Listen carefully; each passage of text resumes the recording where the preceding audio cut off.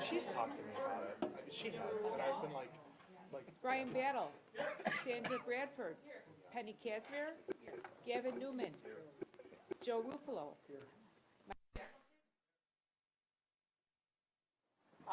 Good evening. If you'll stand and join us in the Pledge of Allegiance.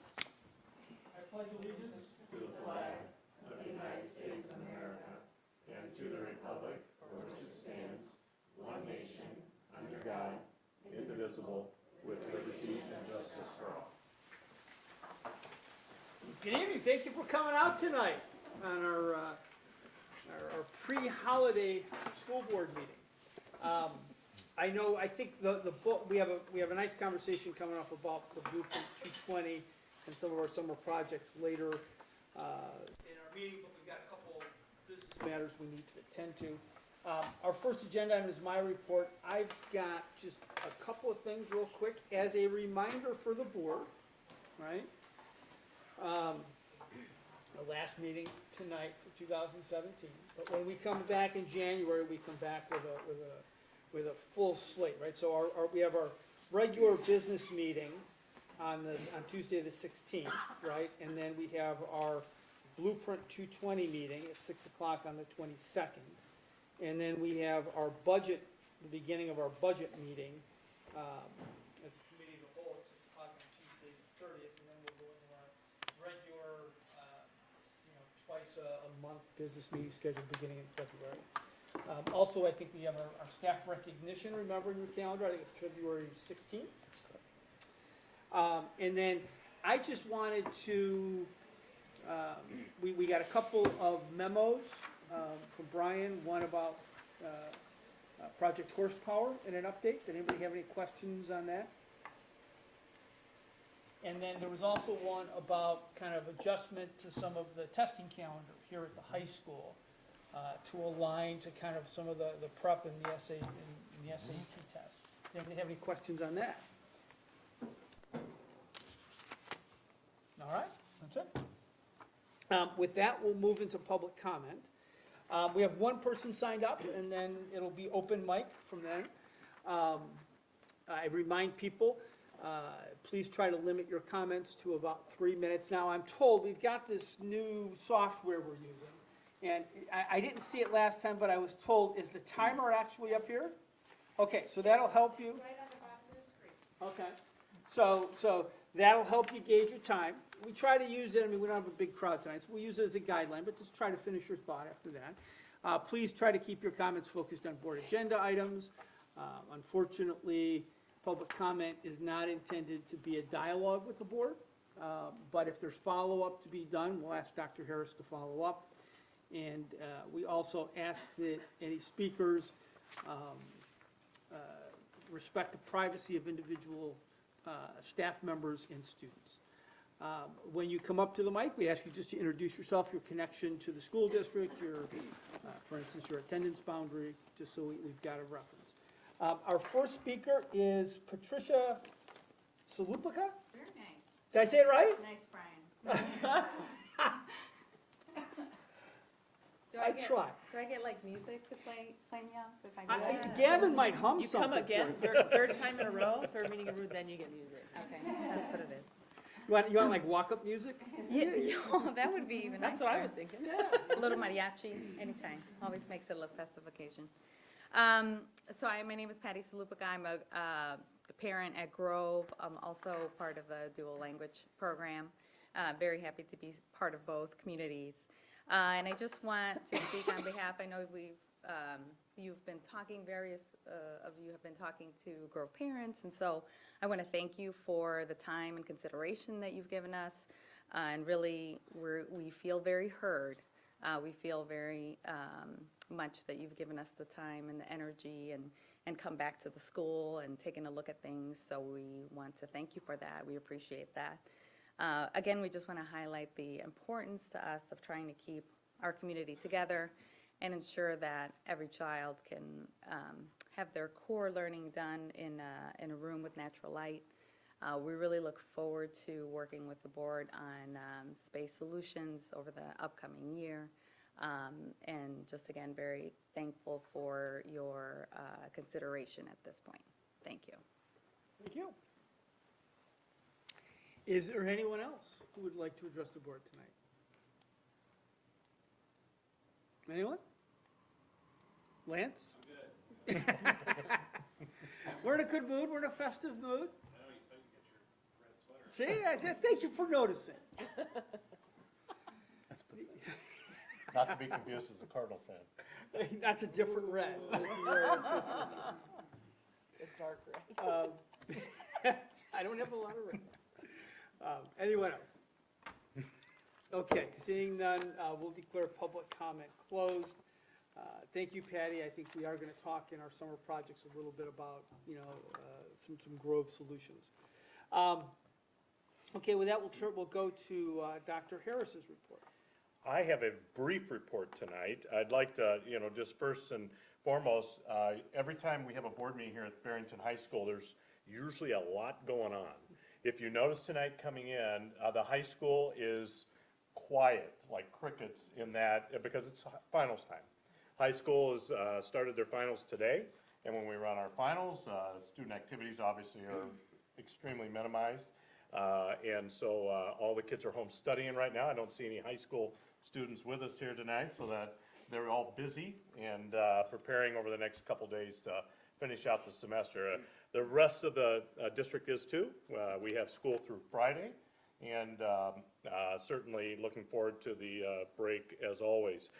Staff will return on Monday, January 8th, and then the students will be back on Tuesday the 9th. And so it's a nice long break this year with the way it fell on the calendar, and it's always a good thing.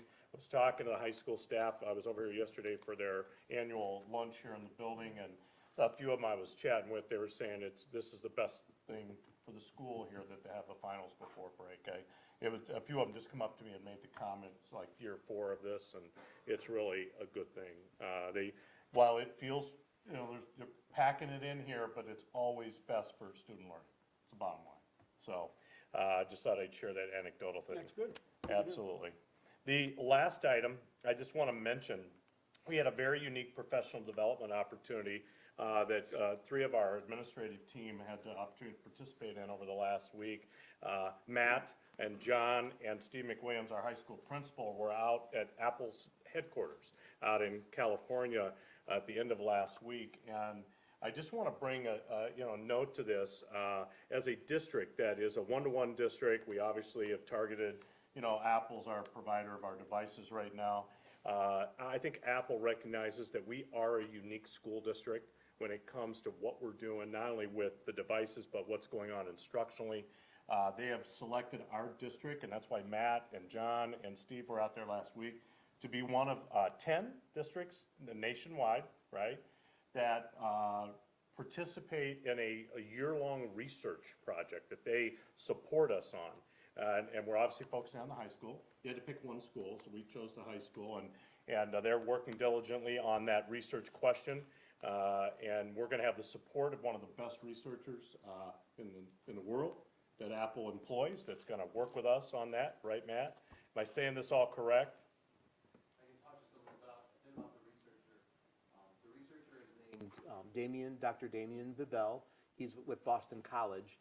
He was the first researcher to start researching the effects of one-to-one device programs in the world. He's been doing it for about 30 years, so if you can believe it, one-to-one programs have been around for a little over 30 years now. And our district gets to work directly with him for a year, and we got to work with him very extensively over the 2.5 days we were we were actually in Sunnyvale at Apple. He's going to be on site here later this spring as part of this thing. Early April. And the good thing is, this is Apple being a partner with us. There's no cost here for us other than just get to the, out to California, which wasn't hard, but it's just an amazing opportunity to work at a very high level and with unique school districts across the country, right? That's the way you described it. Very much, yes. Very unique districts that are, Well, get unique's a invited. funny word, right? It means a lot of different things. So Ex- how would you share a characterize profile. some of the other A K-12 eclectic unit maybe? district, we were the only one in the mix, right? There were a few K-12s. There were also some. There was a K-12 Catholic parochial school, in the mix, or actually, they're a high school. Yeah. There was a high school out of Pennsylvania that was sort of a tech ed type high school. The two from Illinois, there was a magnet school from Springfield that was a part of the group.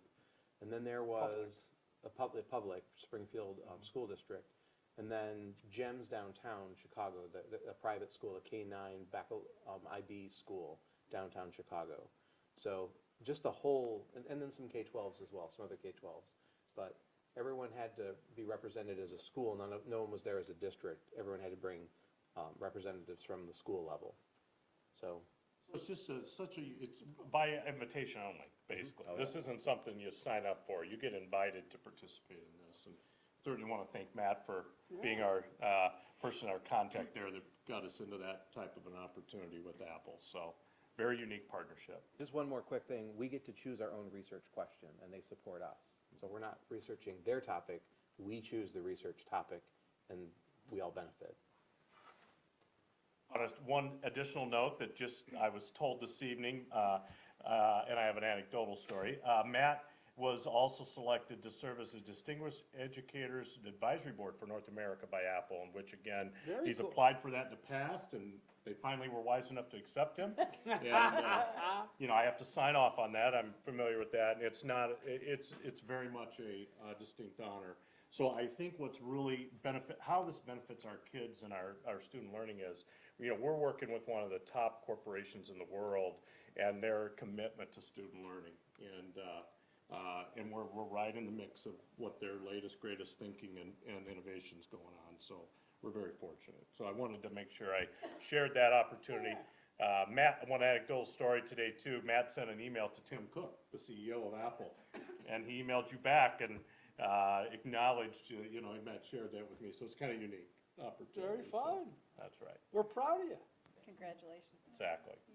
So unless there's any questions, that concludes my report. I just want to share that unique professional development opportunity we have. So, any questions for Brian? All right. We had a few FOIA requests. Any questions? Committee reports. Do we have any committee reports this evening? How's this look? Any committee reports? I miss some of the nice graphics. You can probably do that. We have nothing. We got it later. And we got policies later. Yeah, we policy met again this And we got the audit from finance. Any other reports?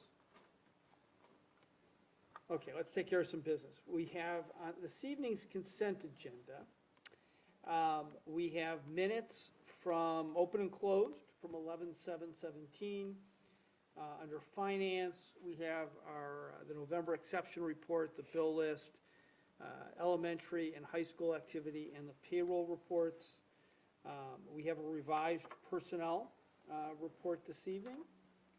And we have a proposal for the disposal of surplus property, which I understand is it's a neutral cost. There's no cost to the district. No cost.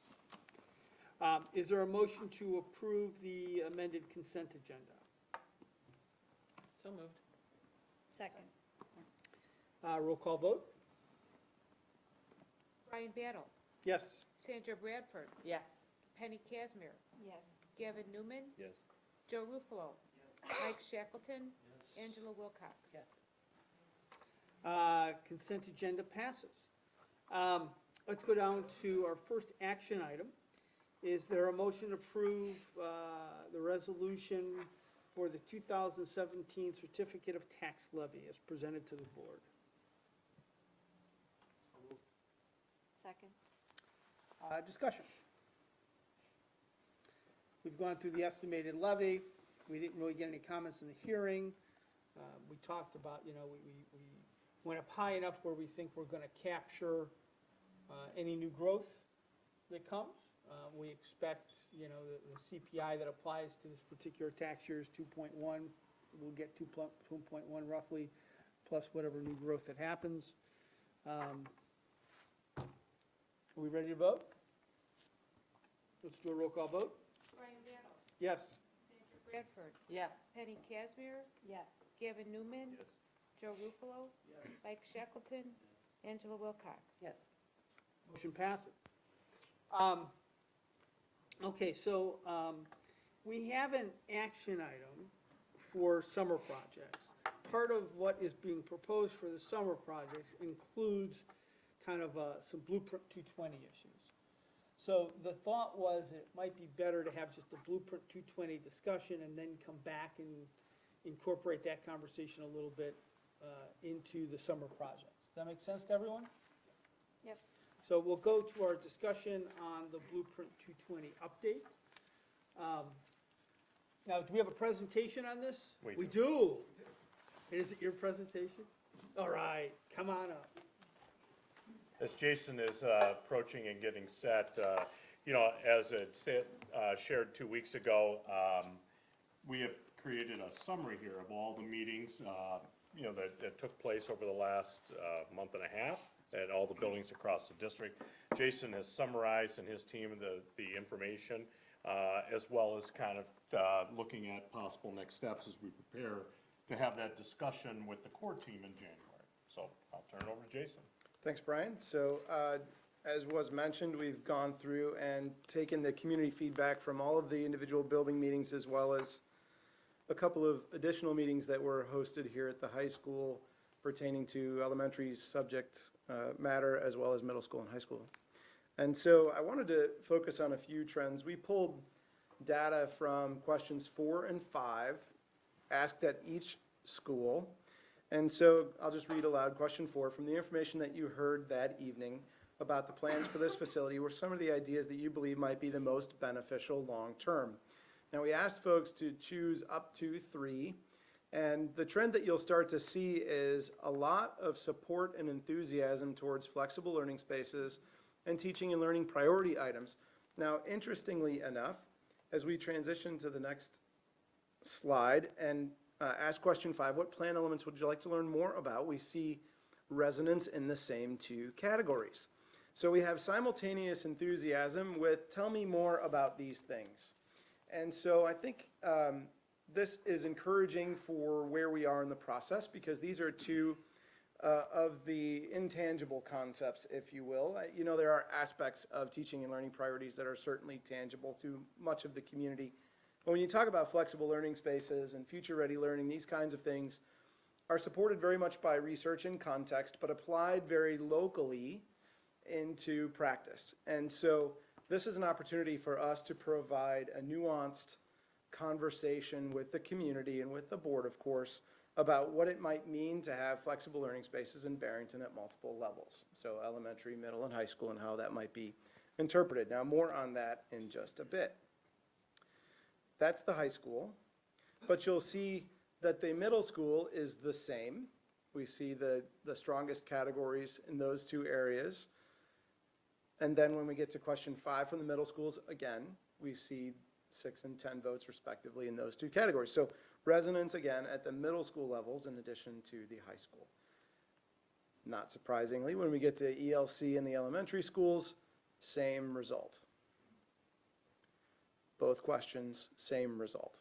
So I think that this is where the focus of our upcoming conversations should be. I think when folks are asking to learn more about these things, they're interested in the application and what it might mean for them if they have students in the district or as a community, as an asset to the community. Can you go back to that slide for just a second? Sure. If I understand, right, if I look at that total response line, I think we gotta give some props to the Sunny Hill community, right? Yeah. They won the award Yes. for the biggest turnout. That's true.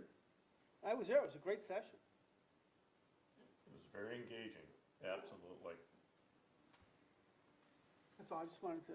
Yeah, great observation. So we also took what we had as blue cards, or the ideas to be considered, and then we also had some FAQ cards. We'll talk about those in just a minute. But here are some of the summary items from the community ideas, or what was on the blue cards. What's highlighted in red at the top of the screen, food and nutrition, as well as cafeteria eating environment, was brought up at basically every facility. And so we've already taken the liberty of adding consideration for renovations to the level diagrams because there was such strong resonance at each one of the facilities. So that would be something that we would like to continue a dialogue on with the core team as well as the board as we progress, and how that might be implemented. I know that there's a committee working on this very task within the district, and so tying in that work with the Blueprint 220 work, I think will yield some good results. From there, you can see a list of items. I won't read all of them just in the interest of brevity, but you can see security and traffic flow. Things that we heard in phase one is, again, very tangible examples of what folks would want at their schools, be it repair or improvement, and then some other things that might be on the academic or teaching and learning priority side. Additional items on that same category of blue cards, you'll see environmentally friendly, sustainable, or LEED certified facilities. We did have in phase two, we had a sustainability workshop, and if you recall, there was a large report generated as far as priorities for indoor environmental quality, for energy efficiency, for those sorts of things. So this is something that has been talked about and will be continued to be talked about as we move into any implementation when the time is right. You'll see expressed an interest in sharing spaces with the community. This too was brought up at multiple facilities. Opportunity for parents to have a place to sort of call home if they're waiting for their student to be done with practice, or even if there's a community educational opportunity, those kinds of things.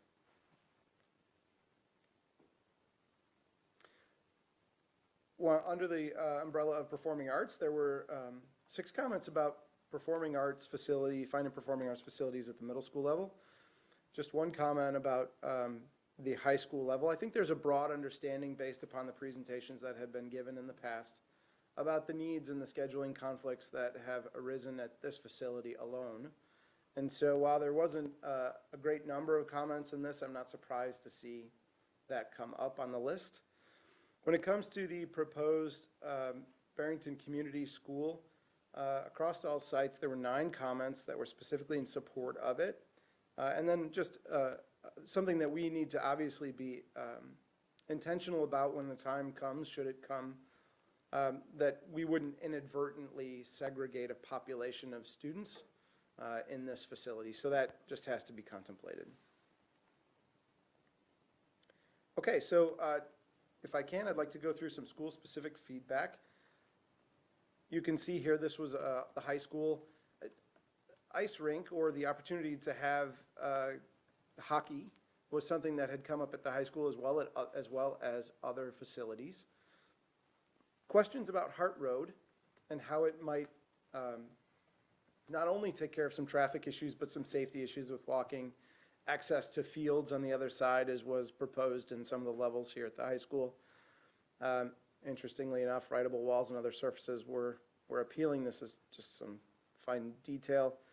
And then academic priorities above specialized or performance spaces, specialized athletic and performance spaces. So again, that mirrors the polling data from those who participated, talking about future-ready, flexible learning spaces and teaching and learning priorities. So station, removing mobile units, this of course was a common thread at both middle schools. Comments of supporting a new school for station. Some comments emphasizing academic priorities, again, above athletics or performance spaces. We had the ice rink come up at Prairie. Stage in the cafeteria was not a desirable solution, so this is obviously something that could be enhanced on the performing arts side. Sure. The new school for station, you said, was that suggesting we should level station and build a new, or was it supporting the building of a 3rd middle school? It was not specific in that Okay. way.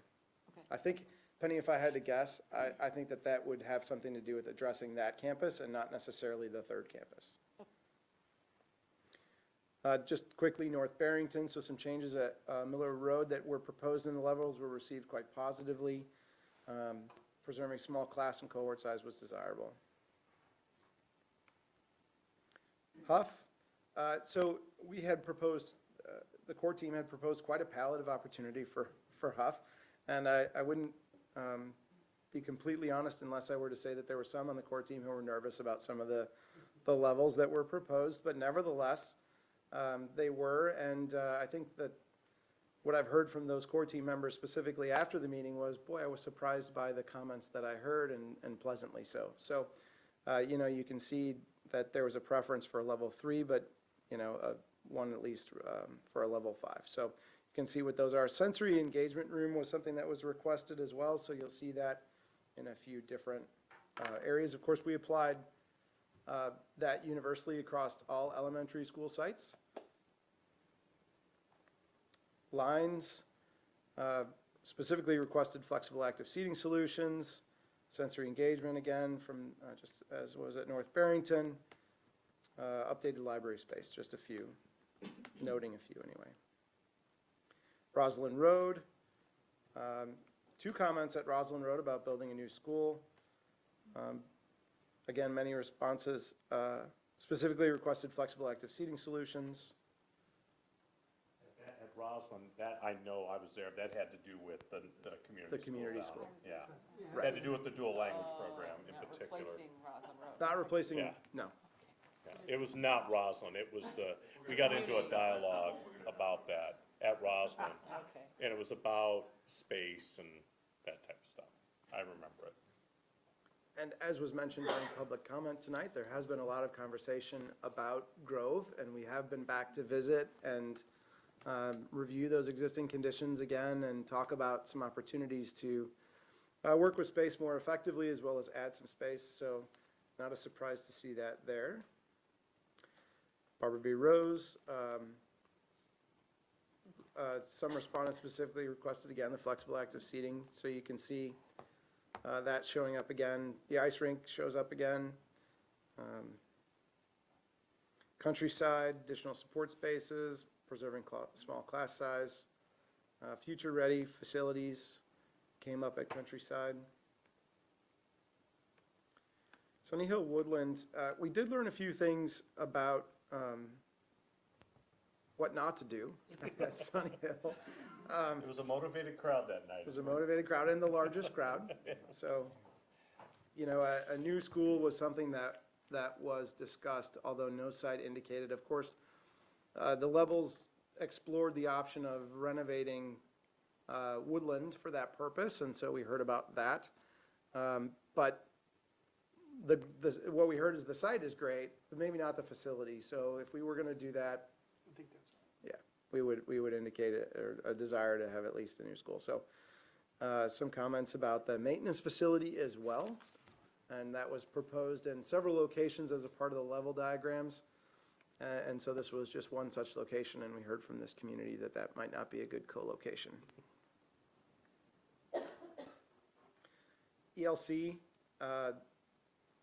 wayfinding, obviously, you know, ELC still has some needs, but it is your newest facility, so you see the sort of order of magnitude of some of these things being on the lighter side.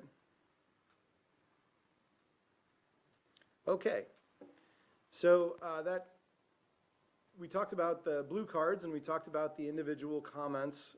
Now there were some questions, of course, and so what we're doing to handle those questions is going through design research, synthesizing information, and you can see a list on screen here, and then applying research as we can to the current situations based on what we know about your facilities. Now, of course, we've been at this a while, so that's not insignificant. But, you know, I think it'd be worth reiterating that the last bullet point there, every school is different, and we can provide evidence-based answers on general studies, but the most accurate results from any such shift in teaching and learning would come from actual application in your district.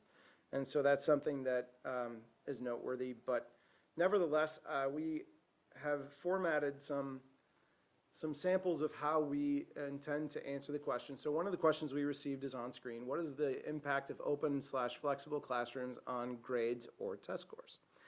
And so what we've done is we've created a box that simply research snapshots. So we're trending positives as well as informational items. You know, if any of you are familiar with academic research, there are always caveats that come with the question, and, you know, it needs to be specific enough to get a result that holds weight. So nevertheless, we provide the research snapshot in the center box.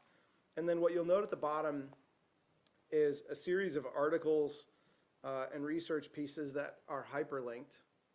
And so it would be our goal for those who want to dig in a little bit deeper beyond the snapshot, that they could do that, of course, at their own leisure, and have the opportunity to go a little bit deeper into the topic through some of these findings. So one representative example of how we might frame that. So for the light reader, you get the summary information in the snapshot window, and then for those who want to learn more, of course, you know, we invite you to do that. So we have already gone through this process for all of the questions. Now, a lot of the questions were similar. So if we received, let's say, 75 questions or 175 questions, whatever the number is, we've sort of categorized them and generalized them into, I'm going to say, 20 questions, and then gone and found the answers, if you will, or at least a direction on an answer. And we'd like to get these posted on the website in the coming days. Now, obviously, with break, it might happen in early January, but nevertheless, soon. So what's next? As was, again, talked about earlier, Brian, you went through the upcoming meetings, so I won't spend a ton of time on this.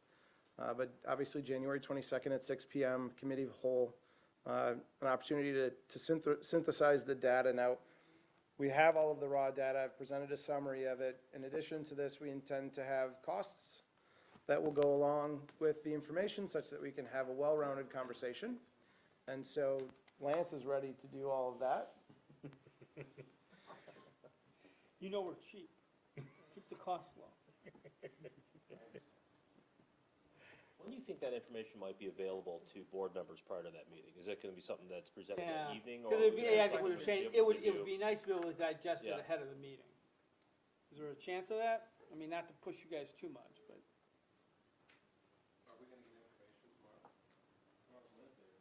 Tomorrow's Wednesday. I haven't even started. Yeah, I know, that's the hard part. Well, look, I mean, look, we obviously want good information, right? And you can understand our desire, we'd like to be able to process it so we can come to the meeting and Right, in and the be discussion prepared. and be prepared, as well as the core team, right? So, while we would love to have it a week ahead of time, I mean, we'd rather have a good product. So you understand our desire to want to get it a little bit ahead of time, and if you can do that, that would be great. So the process is, my team owes Lance some quantities. We have to go through and tabulate the various renovations and those kinds of things, and then we have to reconcile it with the big list of facility condition assessment items, and try and do our best to fit all of those things together. So it'll be a little bit of iteration over the next couple of weeks, but it'd certainly be our desire to get the information to the board in a timely manner such that you would have time to review it, right? It doesn't help anybody to show up on the 22nd and say, surprise. You can present it to us, but then we're kind of. Right. We won't Yeah. get as much out of the meeting as we would otherwise. I wanted to also share a graphic, or at least a sample of what could be.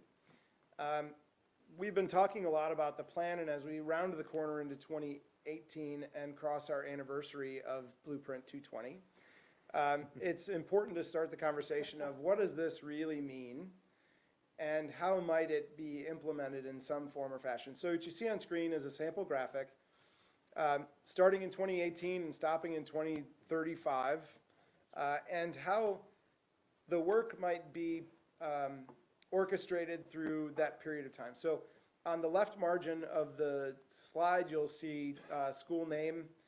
So this would be any one of the campuses, and then the work associated with it. So the bubbles, the circles, in scale are indicative of scope or dollars, and then the arrows indicate duration. So if we take the top row of the first school in dark gray, that light bubble says level 4 or L4 with a duration of 4 years of implementation. So if level 4 were to be enacted at any one of the facilities, then here we would go and we would start you know, at least at the earliest possibility would be 2018, but of course you could start later if you wanted to or needed to. And then how the various other projects in the other levels might overlap. So you can see representative examples of a couple of different schools. So the color banding horizontally in rows is indicative of the type of work. So you'll see the darkest gray is new build or addition. The medium gray is renovation or health, life, safety. And the bottom might be something akin to site work or demolition or some other scope. So if this sort of graphic makes sense to the board, what I'd like to do is suggest that the core team starts to tackle a few options of how we might actually, make the graphic work to suit the need. Obviously, we've completely made up these bubbles and arrows. They don't mean anything. But this sort of graphic would be something that would be a living document as a part of the master plan and posted on the district's website and updated. If you recall from earlier conversations, such master plans should be updated every 5 years. And so in a span of this time, you would see multiple updates along the way, and then this document could be adjusted as projects are implemented along the way. So something like this, something akin to this, would provide that dynamic quality that you could adjust as the plan unfolds. Now, with best intentions, I've seen school districts and boards have to make changes along the way, right? It's not a perfect science, it's a plan.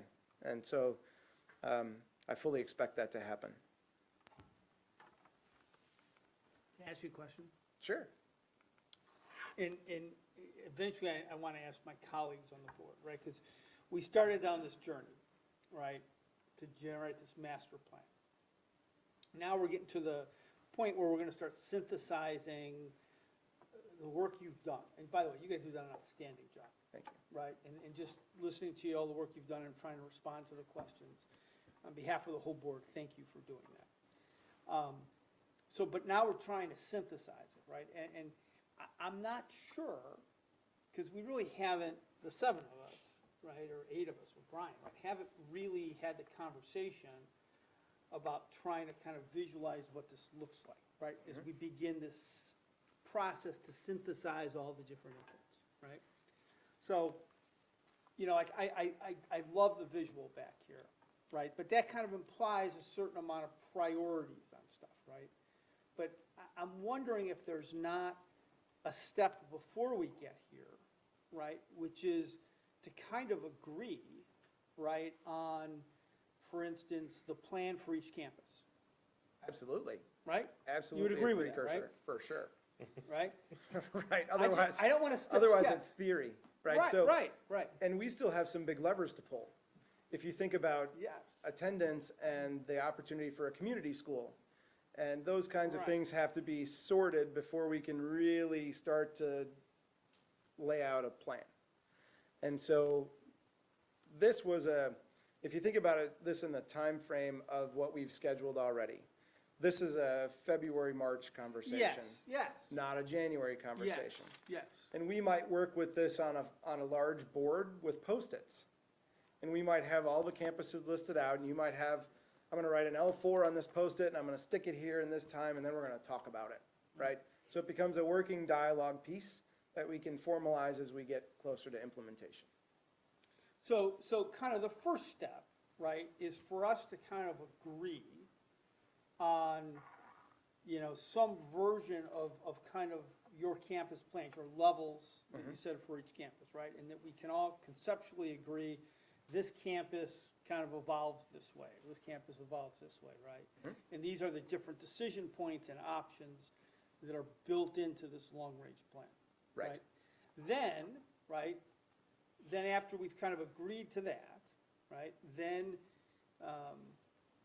with the help of some numbers, right, because at this point, it's hard to know, right, the whole concept for the board and the community, right, to try to set priorities and chunk this thing out, right, is something we don't know yet, right? But we're gonna get a sense for how big some of these funding gaps are, right? The bigger the gap, the harder the prioritization's gonna be, right? So So that's the process that will begin in January, and probably like you, kind of February, March-ish, hopefully we're kind of getting our hands around this stuff a little bit, and then we can start putting some options kind of like this together. Is Correct. that the way you're thinking? Yeah, that's what I'm Okay. thinking. Now, if it goes faster, great, but Right. So how does that jive? I mean, does that make sense to everybody at this table, or were people thinking about it differently? I had the same thought. I was, how could the core team possibly put that together without having more of a holistic conversation Yeah. prior to doing so? So I think the timing, makes more sense. Does that make sense to everybody? Yeah, I had the same thought. Right, so when we get together in January, right, step one, we're just gonna kind of agree, kind of the campus, we're gonna see the numbers, we're gonna see how big of a challenge we have, right? And Very then- high level.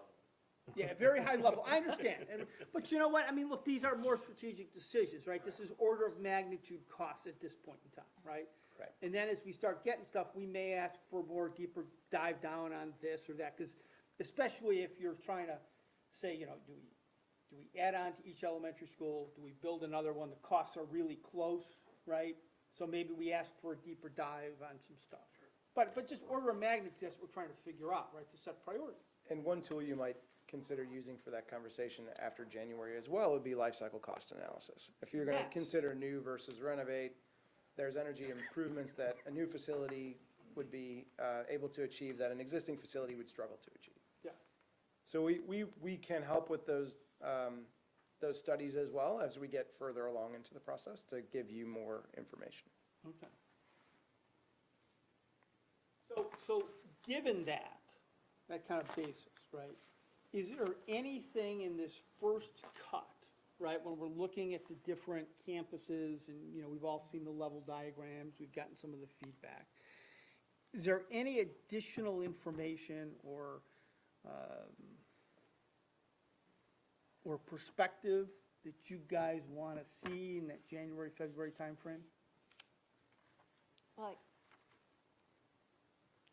one of the, well, I don't want to get ahead. One of No. the things that came up at the core team was enrollment. We had Okay. had a conversation here about what did we want, what enrollment are we trying to accommodate here? And should we be making some alternates based on C projections or, and how do you want us to handle that? So I don't want to jump ahead of your question, but it's sort of together. I mean, look, I think, I'll answer first only because I've been thinking about this. But I think from an enrollment perspective, if we have a long-range facility plan for 20 years, right, we have to be able to accommodate some level of growth, right? I'm not saying it's going to be there, and I'm not saying you fund it, right? But the facility plan should have an answer for what happens if it happens, right? So if you picked Casarta C, right, I mean, I think short-term planning, the next 5 to 10 years, I think that Casarta B is probably a decent enough guide for financial planning. But if you start seeing enrollment start to go up towards C, right, I think the facility plan should say, if your enrollment does, you would react.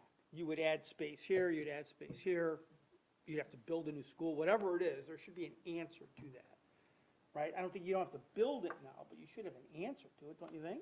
I think that we've done that in a couple of different ways already. Yeah. The opportunity to build a third middle school campus is a pressure relief valve, if you will, for enrollment increases, as well as the Barrington Community School, a yet undefined purpose, but also an opportunity for growth should it occur to go to a new attendance center or rebalance or however you so chose. We've As long provided as you have some the of that space, As long as capacity. you got the space for it. The challenge we're going to run into candidly on some of the campuses, there's only so much building we can accommodate on some of the tight sites. And so if enrollment were to increase around a particular campus on a tight site, we might have to look at a different methodology to achieve the. I mean, look, you've got, you know, as a K-12 district, right, the idea is to make sure you have enough elementary space to accommodate growth, enough middle school space to accommodate growth, and what you're gonna do to the high school to accommodate. It's a little more flexible at the high school, right? But you gotta be able to say, this is what we would do for growth. Now, as long as you've got the room, if part of the answer is you may have to redistrict, then that's part of the answer, right? When you get those little clusters, right? It usually is. It usually is. Every district I've ever been involved But with. for instance, like one of my, one obvious question is if you built a new community school for elementary, right? If you had that space, right, and you ended up then trending up towards C, do you expand that site along with expanding a couple of other buildings and you get there? Yes. That's probably it, right? Right. As long as we make sure, okay, yeah, we've done it, then we can answer to our friends and neighbors in the community. Part of the long-range plan, we've planned for growth, right? If it happens, this is how the community's gonna have to react. But I don't think you would wanna, when we get to the financing conversation, you're not gonna spend money today to build, future buildings just for growth. For what if. Right. Right. Unless, the wonderful thing about having an additional attendance center, regardless of what program goes in it or what cohort goes in it, is that it provides you flexibility to move programs around to meet population needs or, specific educational opportunities, what have you. And you can flex that over time, as you've done with certain programs. And so just because it has a specific purpose at the outset doesn't mean that that's its purpose 10 years from now. Yeah, you're absolutely right. Like at the middle school level, if a third middle school's in play, boundaries is gonna have to be part of that, or you're gonna have to discuss, it's just will, before any for that decision ever would come to reality. I think the other one that we want to make sure, again, long-term space, and we talked about it, is that I think we have to plan to keep full-day kindergarten, right? And all of our elementary space needs, I would argue, should be able to accommodate full-day kindergarten, along with enrollment growth. If not, then you're saying enrollment growth is going to push out an academic program. Right? I don't think we want to do that. That doesn't seem like a prudent planning methodology. But I don't know what that does to the space needs. We have the data, we can answer that question. We did not put that in our concept designs, by the way. Yeah. I know, but I'm reacting to can. things we heard in the Yeah, we different can, community sure. groups, For sure. right? And this look, is the full-day opportunity to flex. kindergarten is very popular with our community. And I think for us to have a long-term plan that doesn't try to build that into the space needs, doesn't seem responsible. Now, again, I'm not saying we fund it right away, right? But I think we have to keep it as part of the long-term need. It's Well, gonna, at least to be aware of what it might do to existing buildings and how they would accommodate those additional sections. yes. I'd like to see the information on it, but, we talked about this last meeting, I already said what I had to say about it, so I would be interested to see what research you have on it. The enrollment data to be able to forecast a space need. If you're looking for research data on the benefits of kindergarten, I'm sure you can, I just wanted to know what the actual yeah, impact is. we can do that. We'll have that for the January meeting. When you think about programming, is there any significant academic programming that we haven't addressed in any of these planning sessions? I think the only thing that, when we're talking about like space needs and, looking at the future, I do think, in my opinion, that in the middle school, since we already have kind of gone beyond the bounds of the building in both middle schools with those mobiles, we have some kind of strange discussions coming forward as far as maintenance of mobiles that are past their, foreseeable lifespan or anticipated lifespan. So in my opinion, I feel like that's kind of a level one need. And, I know that, when I looked at the plans that we had, when we did the full presentation here, it wasn't really put in level one.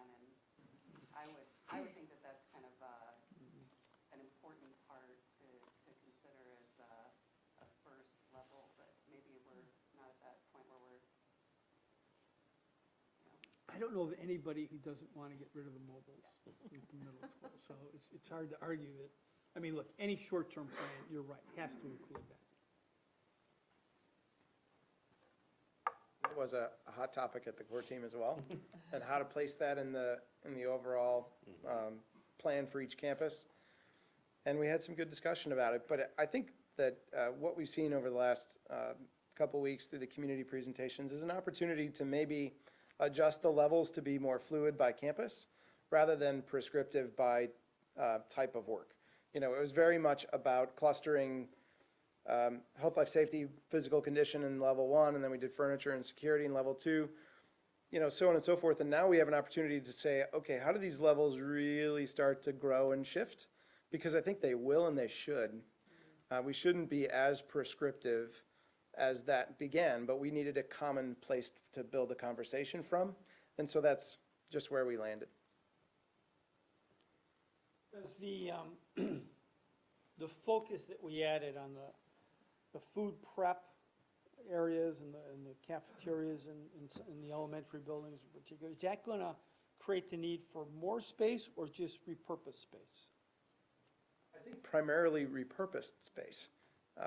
Now, to your question, a point about enrollment, obviously we have to start to look at the core capacity of the facilities for enrollment growth, in addition to whether or not there's physical space to add classrooms. That's half of the answer, if you will. And so food service capacity, physical education capacity, those kinds of things are part and parcel to the overall. For example, it's a great question. Middle school's the most strained facilities, both of them, Yeah. Right. especially in the cafeterias. You know, when we're taking, Yeah, because the common areas weren't built for No. kids with the mobiles and all that. not even close. And so middle school's the biggest challenge, quite frankly, especially if we add on. But if we, you know, permanent instructional space at those sites, that's a challenge. I think at the other levels, I'd say it's more replacement and renovation. At that level, I don't know. That level is if we choose to add on to those buildings, because they were not designed or built to hold that capacity. Isn't it similar here at the high school though, too? Isn't it? Not as, But if you're adding on to middle school, isn't the same amount of people already on the campus today? So Yeah, and why would it's- that necessarily? And it's stretched, and especially since we take a quarter of the It's strained- space for our strained out. stages. Very strained right And now. we got stages in both of those cafeterias that already create issues for us. And, you know, we've taken a chunk of that space and out of the cafeteria that was originally designed. You know, so we've got multiple, they're all kind of interrelated there at the middle level. I don't want us to forget about the elementary.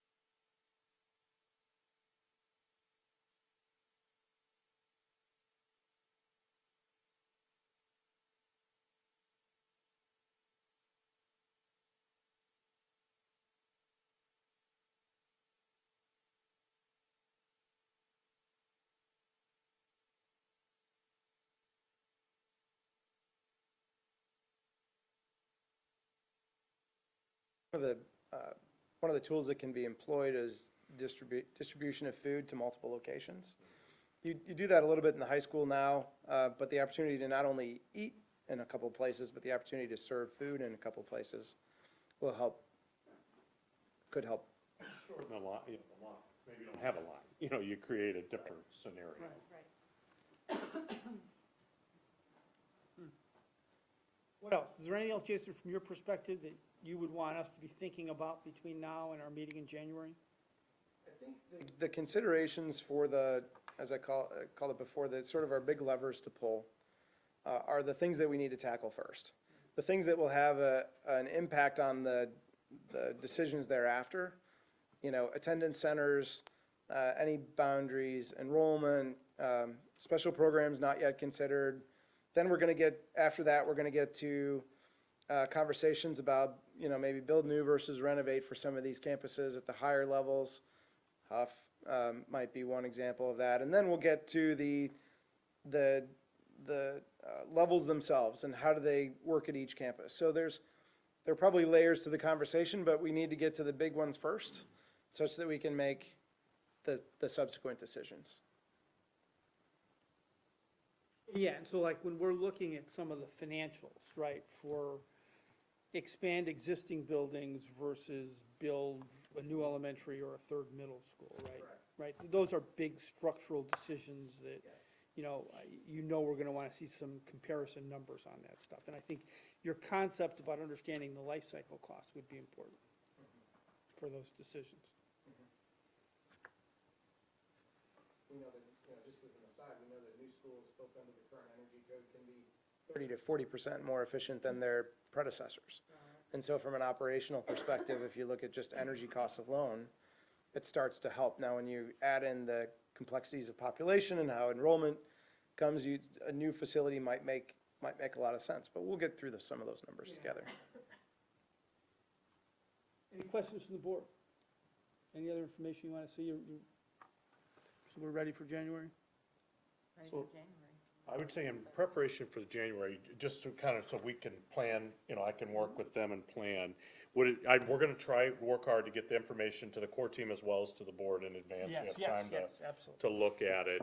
And so if the board's okay with that, we'll send it to the core team as well. Oh, absolutely. Because we wanna have a good conversation that night, so everybody has that information. Would it be helpful to the board that we kind of spend maybe the first portion of me, I don't know how long it would be, maybe 15 minutes, just kind of doing a little more of a formal explanation of that information? Or would it be just an assumption, everybody would read it and we just jump in? I'm asking. No. I think we should do some. You tell me what, No, here, give it to us so we can prepare, Yeah. but I think we need to put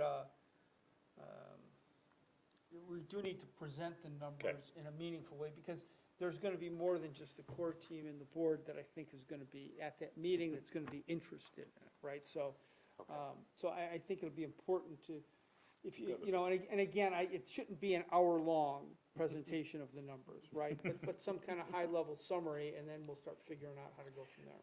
I just wanted to make sure that's what I was thinking, but I didn't want to assume anything as I was sitting here Does that thinking. make sense to everyone? Okay, then that's what we'll work on then. Because remember, another part, it's not just us trying to make the decision or processes, but obviously there's a lot of people who we've engaged in this process that are gonna be interested too, and they're gonna be interested in seeing these numbers too. So we wanna make sure that we're presenting that in a clear way to everyone. So we're gonna have this room arranged a little differently than it is tonight, just so everybody, committee of the whole fashion, we'll be in a different, arrangement in here. And, I don't have it all figured out yet, but I Yeah, kinda it's a have. lot of people. It is, Figure and that so out. we've gotta figure out, we were thinking maybe kind of a fishbone type thing, I don't know, we'll see. I'm not sure. We gotta figure out so we can have dialogue and everybody can see each other. Yeah. I'm just Is wondering, this is the this the space? best place to do this? Maybe we should. What about the go ELC? lunchroom. Or the ELC, lunchroom's so hard to hear. I'm sorry? Lunchroom's hard to hear. Everybody did that on purpose. I That's pretty agree, funny. I agree, lunchroom's hard. What about the ELC? I could never catch what people are saying in that room. Yeah, I don't know, the ELC maybe. It's a Because you li- could it's- make a square out of the tables, we Maybe a could, bigger square. Yeah, let's get, Or I you, think, whatever. we'll leave that in your capable hands, but let's give that some thought. Of the location? Yeah, where it's gonna be best. The space, right? What's the best space to do it in? if you figure it out here. Yeah, But I think I do think it's important that we're kind of in a conversational arrangement. right. Station's cafeteria might be a good spot. Yeah, we haven't used that in a while, that's a big Yeah. spot. It's a good spot because it's pretty open space and a Yeah. lot of parking there, Yeah. just, Yeah, Accommodate a lot of I'm people. thinking out loud if here, it's but available, I think that might be a good idea. Not The opposed. library station. We can push the bookcases, they're all in casters. I just wanna There's make a nice sure, big screen in there. Here's the It's thing. pretty Prairie's- acoustically I appropriate. don't know how many people were gonna actually come there, but I wanna make sure we have enough Right. room, right, for anybody to be there. But we could start out in the library, and if more people come, we could just shift over to the, The acoustics are. Prairie's really library. the acoustics are better in the library. Prairie's Library might be an option too, because they definitely have all their stuff movable and it would be easier to rearrange over there. So let me think about Okay. that. And you have to check availability. Yeah, the acoustics are pretty good in that space too, so. Okay, good. Okay. Any other questions? Is there anything else I'm looking at Jason and Craig. You know, we had some things come up at our meeting, you know, where there were some questions like, next steps, are you feeling more comfortable about the next steps after our conversation tonight? And the questions from the community. We were having a lot of questions from the community about, well, what's gonna happen next?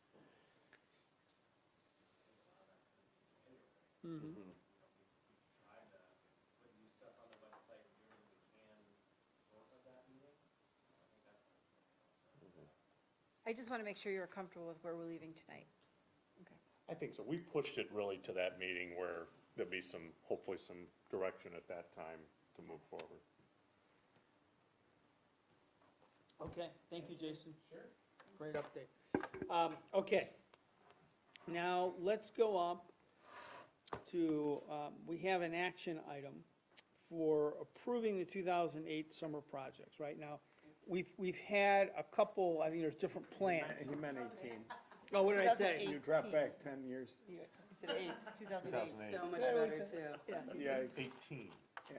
There's a one. Okay, we'll do 18. We're not gonna go back in time. We did If that's- prices Prices time would be better in machine was not in the budget. 2008. Yeah, I was thinking pricing. So, but we have three options for the 2018 summer Choices. project. And so, let's have a discussion a little bit about the choices, and then we can figure out what motion we wanna talk about. Now, for the sake, and I know there's some people here that are interested, just a little bit of a reset on our board process as it relates to summer projects. The summer projects that we will do in the summer of 2018 are, for the most part, budgeted into next year's budget, right? So the amount of money that we will allocate to next summer's projects has not been determined yet. We have a rough budget number that we've used year to year. That number gets revisited by the board, usually in our first budget meeting, which we've got scheduled for the end of January. And at that point, we'll look at revenue, expense projections, and then we make some decisions on discretionary spending. One of those areas of discretionary spending, obviously, is our summer projects.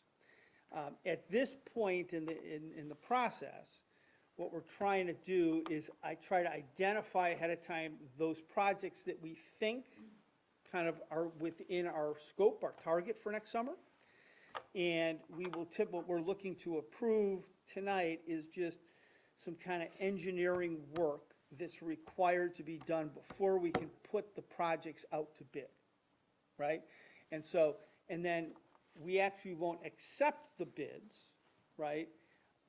You know, we'll put bids out, you get bids back. We don't accept them and they don't become kind of hard projects, right? Until we accept them at some point in the spring, right? For work that's going to be done in the summer. So what we are approving tonight is just kind of the ballpark of projects we're looking at and to approve the architectural and engineering expenses that are necessary to get that out to bid. Did I say that right Yes. from you guys? Except for the 2008 part. So that's kind of where we are in this process. So with that setup, I'm going to turn it over to you guys as the facilities committee, and you guys guide us through this however you want to guide us through this. Want to start? Want me to start? Go ahead. Okay, well, there's a unique nature that, you know, doesn't happen every year in terms of, you know, what's in front of you, because we have multiple option numbers. There's an option 1, option 2, option 3, and you'll notice that they're different in scope, and one of them one of the options, well, actually 2 of the 3 options pertain specifically to the conversation that we just had. So there's a very traditional looking option where you see the top priorities around the district as we have tried to determine them with help of the principals in each of the buildings and our crew that does all of our maintenance work. They all got together, they come up with the priorities. You've seen them on our 5-year plans and so on and so forth, and then they become like our top level priorities, and then they show up on the list for us to go out to bid. This is the Plan 1. Yes. Then in the other two plans, and I mean, Penny, correct me if I'm wrong, but the big difference between the two of them, this next two is doing just the one or doing both. The traditional and creating a flex space in one of our schools to kind of provide the example work that we're trying to, satisfy the community with. So the community, they ask for the spaces and they also ask for more information about the spaces. And so the idea came about, why don't we, do that and create a model, so to speak, of what this would look like so that people could actually visit it and see the tangible spaces, and then actually even collect some data on how those spaces are working, get some teachers in there doing some new creative curriculum and just see how the whole thing works out. So there's, and the way to pay for that, we have some ideas as well. We've thought about that as well, but I'll let Penny take over on that. And I'll just say that,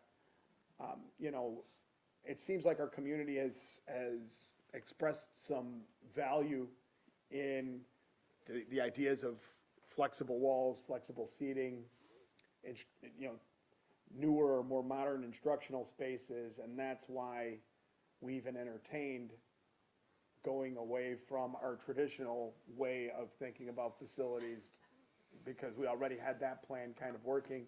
And this is something that we're developing quite rapidly, almost, to a point where we weren't ready, but we find it to be important enough that we wanted to at least have the conversation at the board table. So can I ask a favor? Can we compartmentalize the conversation a little bit, Yes. right? So let's just focus on Plan 1 first, Okay. right? We've got things like roof replacements in here and sidewalks and all that. Usual stuff. In your opinion, are all of these Plan 1 projects consistent with the plans that we looked at for each of the respective buildings in Blueprint 220? So for instance, the roofs, right? $500,000 of roof replacement, right? To kind of keep up on roofs, right? Are any of these roofs that if we did this and then we executed one of the level plans for that building, that roof would be torn away? Go ahead. No, go ahead. I would say that right now, the roof replacement piece, and maybe Tom can speak to this, the roof and paving, right now is kind of a placeholder until they would go out. Then they would go out and see what parts of each roof Okay. needed to be done. And we're not, typically, with this type of funding, we're not replacing entire roofs on buildings. Right, It's right, it's making portions. repairs. Right. And just to make sure everything's watertight. That's absolutely correct. And if we put a placeholder in, we then evaluate both those two major areas, roofing and pavement. For allowing the winter to go by, we go up, we target those areas, we look where we have to take care of to prevent further collateral damage to the infrastructure, and then we repair those. When we go for total tear off and replacement, that's a larger individual item versus these maintenance items. These are more O&M, operations maintenance. I would say from a a committee standpoint, at this point, we don't, our committee doesn't know what the outcome of Blueprint 220 is going to be. And in January or March or April, or what, should the board come to the conclusion that we're gonna level this building and rebuild? I'm trying to think well, then we wouldn't do any roof repairs here. Because we don't typically approve these bids until March or April anyway. And so we have some time, but if we don't put them out to bid now, we will miss the best bidding time that we can get a hold of at this point. So, if I understand the comments then, if we were to approve this list, we could manage this list so it's not in conflict with any of the Blueprint 220 plans. As long as we have decisions before we have to execute that. But we would be sitting here at the board table having those discussions when we bring the bids back to you. And if there was an issue, we could let you know.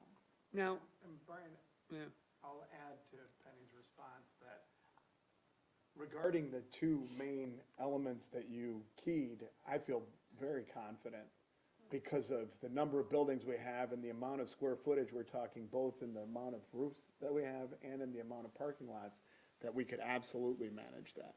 Now, I mean, there's a lot of things on this list, you know, and we would look like knuckleheads if we'd say that, you know, we weren't gonna conflict anywhere, and then all of a sudden, there was one item in one building, but those big ticket items that you mentioned, which make up a big part of this process, I would say, yes, we could manage those easily. So some of these, like you'll see restroom repairs, those are things that if we did it now, you know, those are in, I think, level 1.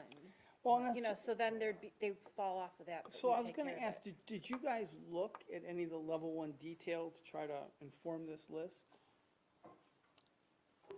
Level 1 details were brought into bear on this list as I was reviewing and putting it together. These are items that have been on the list for several years, Our list, on our Yes. list. and they showed up on level 1. And they showed on level 1, and we had discussion at the court team on it in many different ways. He's right. And, So the Venn diagram looks good. yes, and if you look at it, the amount that we put in there, we're not talking about doing all the restrooms in a school. We're talking about targeting a group of restrooms, boys and girls restrooms, again, which would be done orderly, and also to give a good example of what the future is going to bring to the plan. I think one thing that we have to keep in mind too is that we're trying to manage the day-to-day survival and living in our buildings. And we know that there's gonna be some overlap, but we're gonna make sure that we try to manage that the best we can. Okay. So Now, the- my second question, right, is the other big ticket item on version, or on Plan 1, right, is the modular classroom at Grove. And I know it looks like you looked at a lease cost, and there was a nice write-up in there of lease cost versus purchase. Do you guys want to comment at all on that? We just thought that when you compared the two numbers,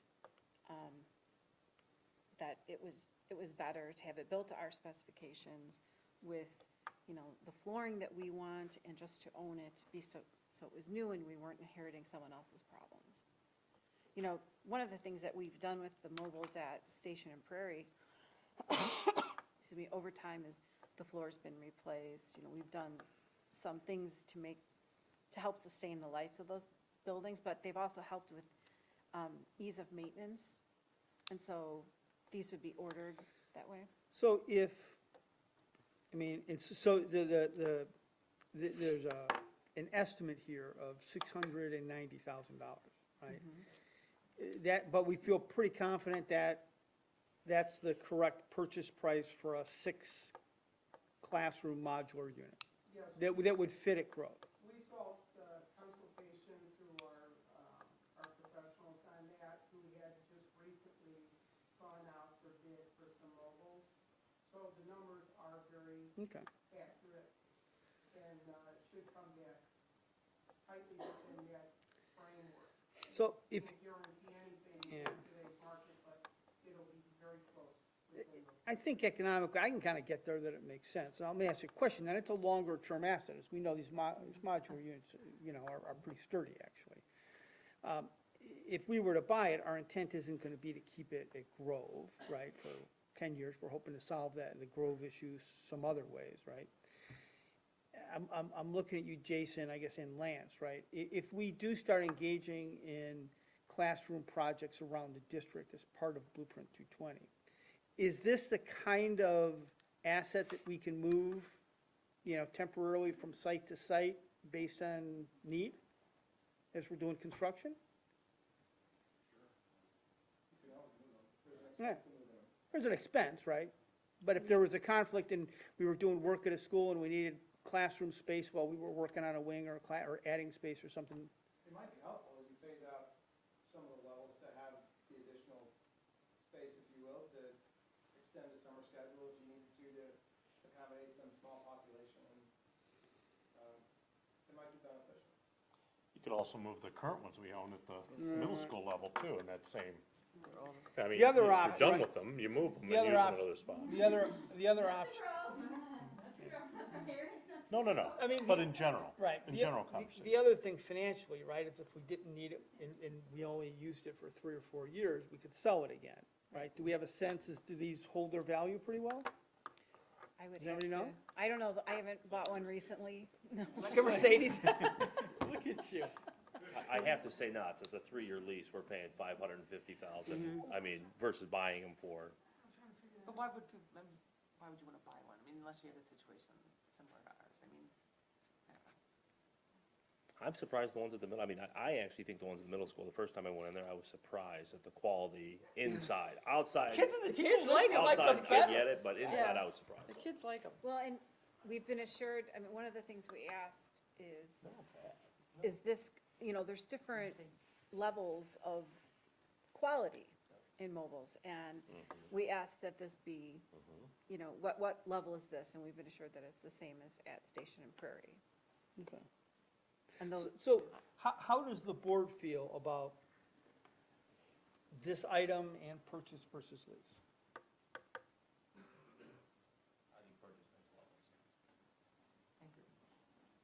Do we all agree with that?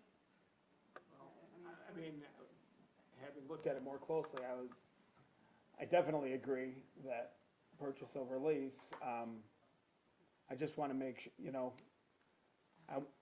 we were deferring our conversation to look at, you know, additional attendance numbers, to make a final decision, so on and so forth. I mean, I will This is tell a you that, you know, placeholder. right now that looks, yeah, I kind of want to stress that, because right now, you know, it looks like, you know, it's probably going to become a necessity, because they're going to be, what, 40, 50 over the capacity of the school.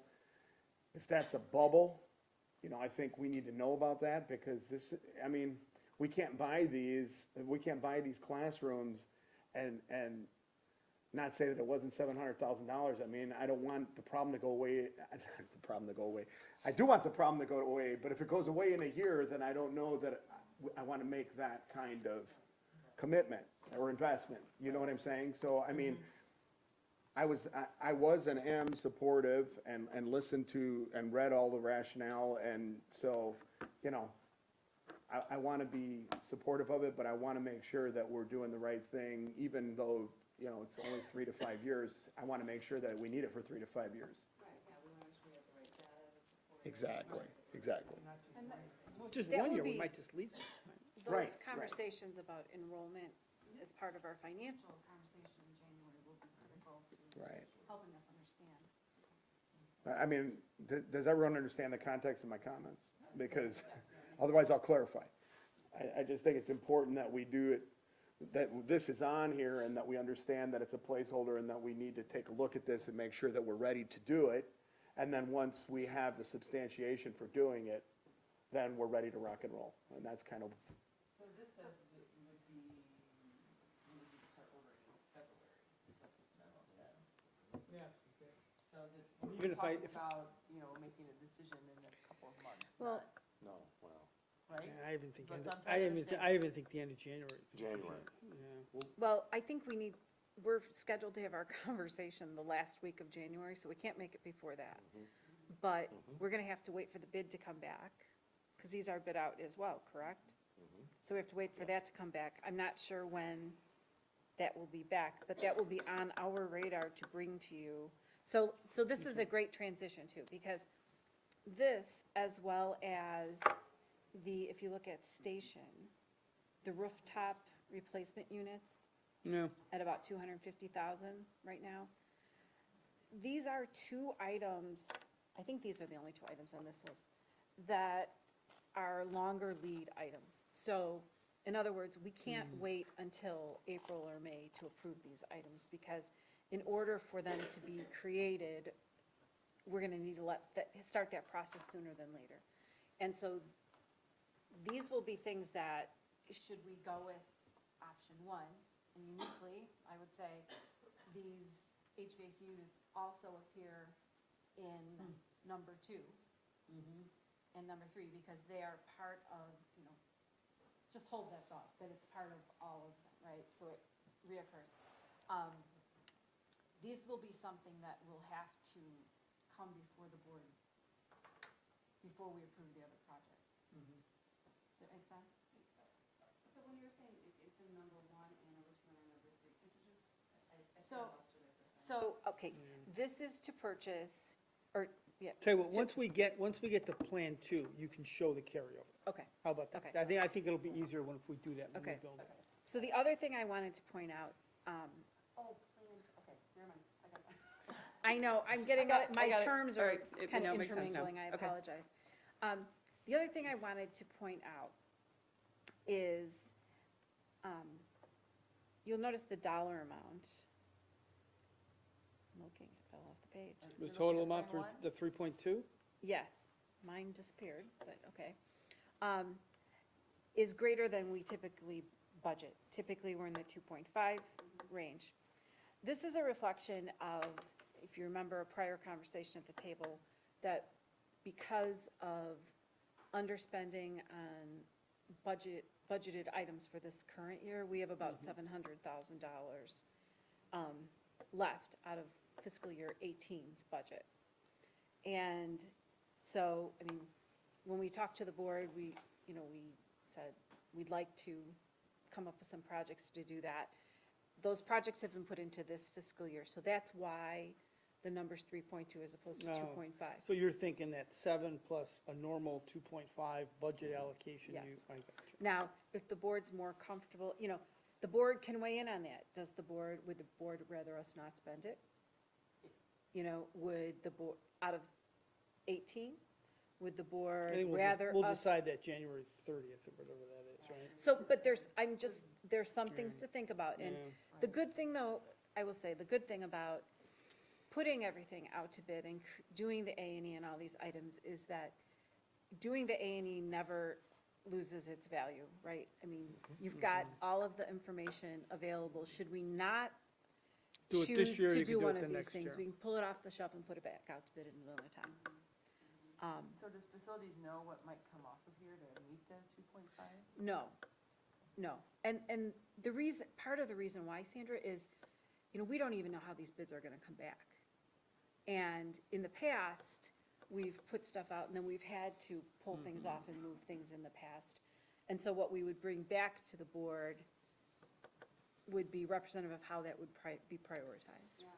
So this is where I've been holding a comment from the audit conversation, right?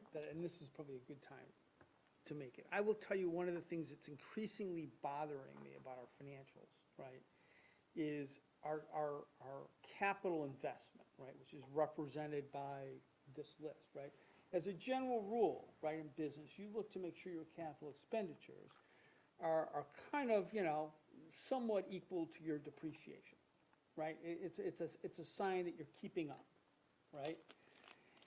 10, 12 years ago, that's about where we were at, right? We were spending, $2.5, $3 million, and it was right around where our depreciation number is, right? I think when I looked at our depreciation number in this last audit, it was like 5.6 or $5.8 million, right? So we've really, the fact that we're starting to see tired buildings, right, is reflective of us not being able to keep up, right, in this number.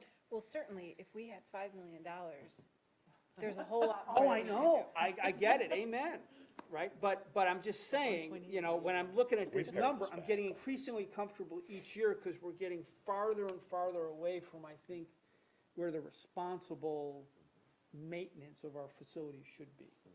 The question I have as it relates to that, Brian, is how much of the depreciation, or the increase in depreciation is related to the newer buildings we brought online? Yeah. Some So will. there shouldn't have a lot of physical deterioration at that point, but I hear you. I get you, but you also have older But you have ones, really right, old that are, ones, too. that are kind of not getting. the Let me give you an proper- example, Prairie. Prairie was built in 92, okay? It's at the end of its life cycle with its HVAC, okay?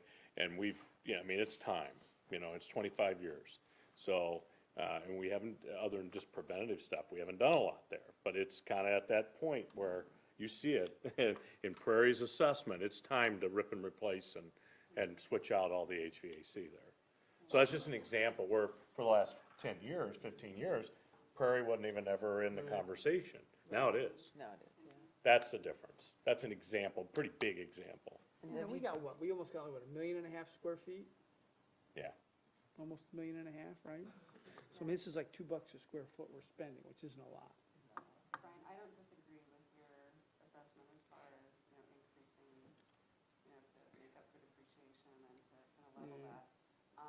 But to, But I Penny's don't- point, as far as this year, I do think that maybe, and I don't want to make any decision. I want to see what the bids come in at, and Right. then this is a more relevant conversation. But I do think that if we were to pull off a few, like fixing cubbies and, some restroom things and stuff like that, because it does send a message if, then we go with level 3 or whatever it is, and then we end up, changing the, where the bathroom is or where this is, or, Right. getting rid of this, so I think that's, maybe this is a year to look at maybe not spending that extra, I don't know. Could be.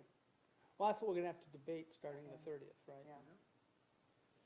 Because, I mean, you kind of have that conversation in the context of, Yeah, see what the bids are. yeah. Okay. Can I ask one more question about the mobiles? 6 classrooms, why 6 classrooms? You want me to speak to that? I have it right here. Okay. I was ready for that conversation. I would say 6 is the outside, in other words, it's, if you're gonna do this, do it once. We all know that Grove has been a building we've been watching for 2 or 3 years. The enrollment continues to trickle up. Last year, we had 24 classrooms. This year we have 25. I'm sorry, 23 last year, 24 this year. We're anticipating 25 next year. We had a temporary solution last year of doubling up the basement scenario. We knew we kind of kicked the can last year to make it fit. When I sat down, I've been talking with Craig and Katie about this. If we were to move the 2 out of the basement, if we were to, we're anticipating at least a 1 increase in enrollment for next year at that level, because we have 14 students that we're anticipating adding in first grade that are, we capped and signed in kindergarten this year. We've got some other space issues with the extended classroom that's essentially in a closet. It's not appropriate in the basement. So, we've shoehorned in some things that just need to be addressed. Now, the other 2, it's a question mark. But if we're gonna do this, I would anticipate growth at that site. I don't wanna come back a year from now. Let's say we did 4. And I come back to a year from now and I say, hey, we need 2 more. That's not wise when you launch a site like this, in my opinion. Now, I won't, until we go through that in January, mid-January, when we roll everything and really look at hard numbers, then I'll have a better answer. But essentially, I would say today, 4 for sure, that we, address the issue. We would repurpose that space in the basement then for STEM and makerspace. Right now, it's tucked back in the corner, and it's just not appropriate. It needs to be over there in that other space, and that was one of the long-term solutions anyway, if we were to continue to use that space. So we're thinking through all this, but essentially, that's where it's at. We didn't ask these at facilities, but is there a significant price difference between the 4-unit and the 6? Do you know? It's a per unit cost, so, you just kind of prorate it, but there's a fixed cost that's probably won't change a whole lot for the installation and the delivery and all that kind of stuff. The cost for these 6 units, for all that installation and all that kind of stuff. Last year, we had a $180,000. projected cost for 4 units, it's right at 600,000. So it's not significantly more, because once you do the work to hook everything A lot up. of it is that Getting it ancillary stuff there, that it's adds up. setting it up. Yeah. So that was last year, we went with 4.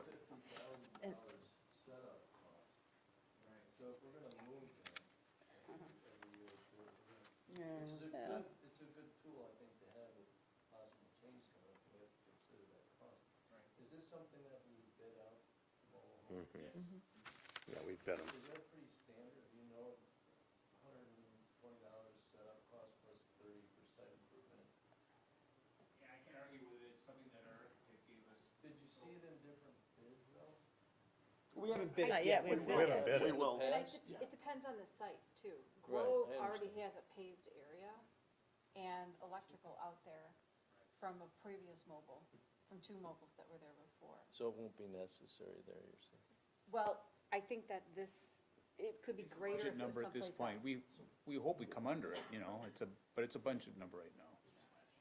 When you do go to get the numbers, can we get what it would cost to move one of these, understanding that sites Sure. are different? Sure, But just understanding what that cost sure, would be? yeah. Yeah, One point though, to move it to another site, we don't have electrical hookups that were already there. So there would be a bump up in the cost to reroute it to another building that didn't have that electrical already set up for it. That will show a little bit of a bump, so in the future, you'll see a little increase in that movement. It won't be tremendous, but there will be an increase. So I think first we need to figure out what this comes in at and what it, Yeah, you okay. know, because that 30, those things could be placeholders from the manufacturer right now, I don't know, or the architect really. Any other board questions on Plan 1? Okay, so. Can I, pla- can go ahead. I say one thing Yep. about something that we've talked about that may have appeared on Plan 1? If you remember, we asked the board for permission to put Sunny Hills Library Media Center out to bid. For a variety of reasons, we did that. And we were unpleasantly surprised Uh-oh, that it came in the bad surprise. 100% more than we thought it was going to. Now, there's a lot of things that we don't understand yet, and so we just want to let the board know that we're going to go back and pick it apart and figure out why. And, but just in terms of an update, that may have been something you would have expected to see on here. I was going to ask about that. Is that something that could end up, if, after you've done your dissection, it could end up back on? Well, if you remember, we put it out to bid in part because the foundation was trying to Right. raise money. And so, I don't know, it would have depend on their funding and if we, you know, where they're at compared to what the total actually is gonna be. There's a lot of factors there, so I don't know. Not sure. It's high. It doubled.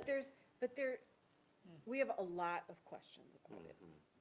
So, and we're gonna, beginning of January, figure that out. I have never seen bids come in that off before on a project like that. Just never seen it. I don't understand it, So we have to, Okay. I there's can't homework help to but do think there. maybe there's something goofy there that, The scope of the project isn't that large where No. you make that kind of mistake. Yeah. That's It was odd. a relatively small project. so we have to figure that out. So I did have, so speaking of library, there was one, there's this library renovations on here for all libraries. Is that like some sort of system that gets spread across the whole district? That has been a placeholder. That's been a placeholder for the last couple of years. We've used some of that money to pay for exploration of what a library meter center might be. You know, that's not something that's going out to bid, to be honest. Oh, okay. No. That's the placeholder? Yeah. We would possibly shift that to the Sunny Hill project, but if we were to move that forward, it's, yeah, maybe. That probably, It's not a bid item. we probably should have pulled that off. Okay, let's do Plan 2. Okay. So Plan 2 scales back the roofing and the paving, right? Takes away all the other stuff, keeps the mobile at Grove, and then has a model flex space for Blueprint 220. So I'll talk for a moment before we let others explain about the flex space. Reminder, HVAC units at station. This is a proposal for the A-wing at station. that is where these rooftop units are going to go. So part of The two point this two 2.2, includes the 250 from the other. yes. Stated perfectly. Tried to keep it. So, And that's the common thread throughout. There's up to, what do we say, Tom? Initially, like 7 units that were gonna go, but like the two that we're talking about, the 250,000, we're carrying over from one plan to the next to the next. So, because this is in the area where 2 of those units would reside anyway,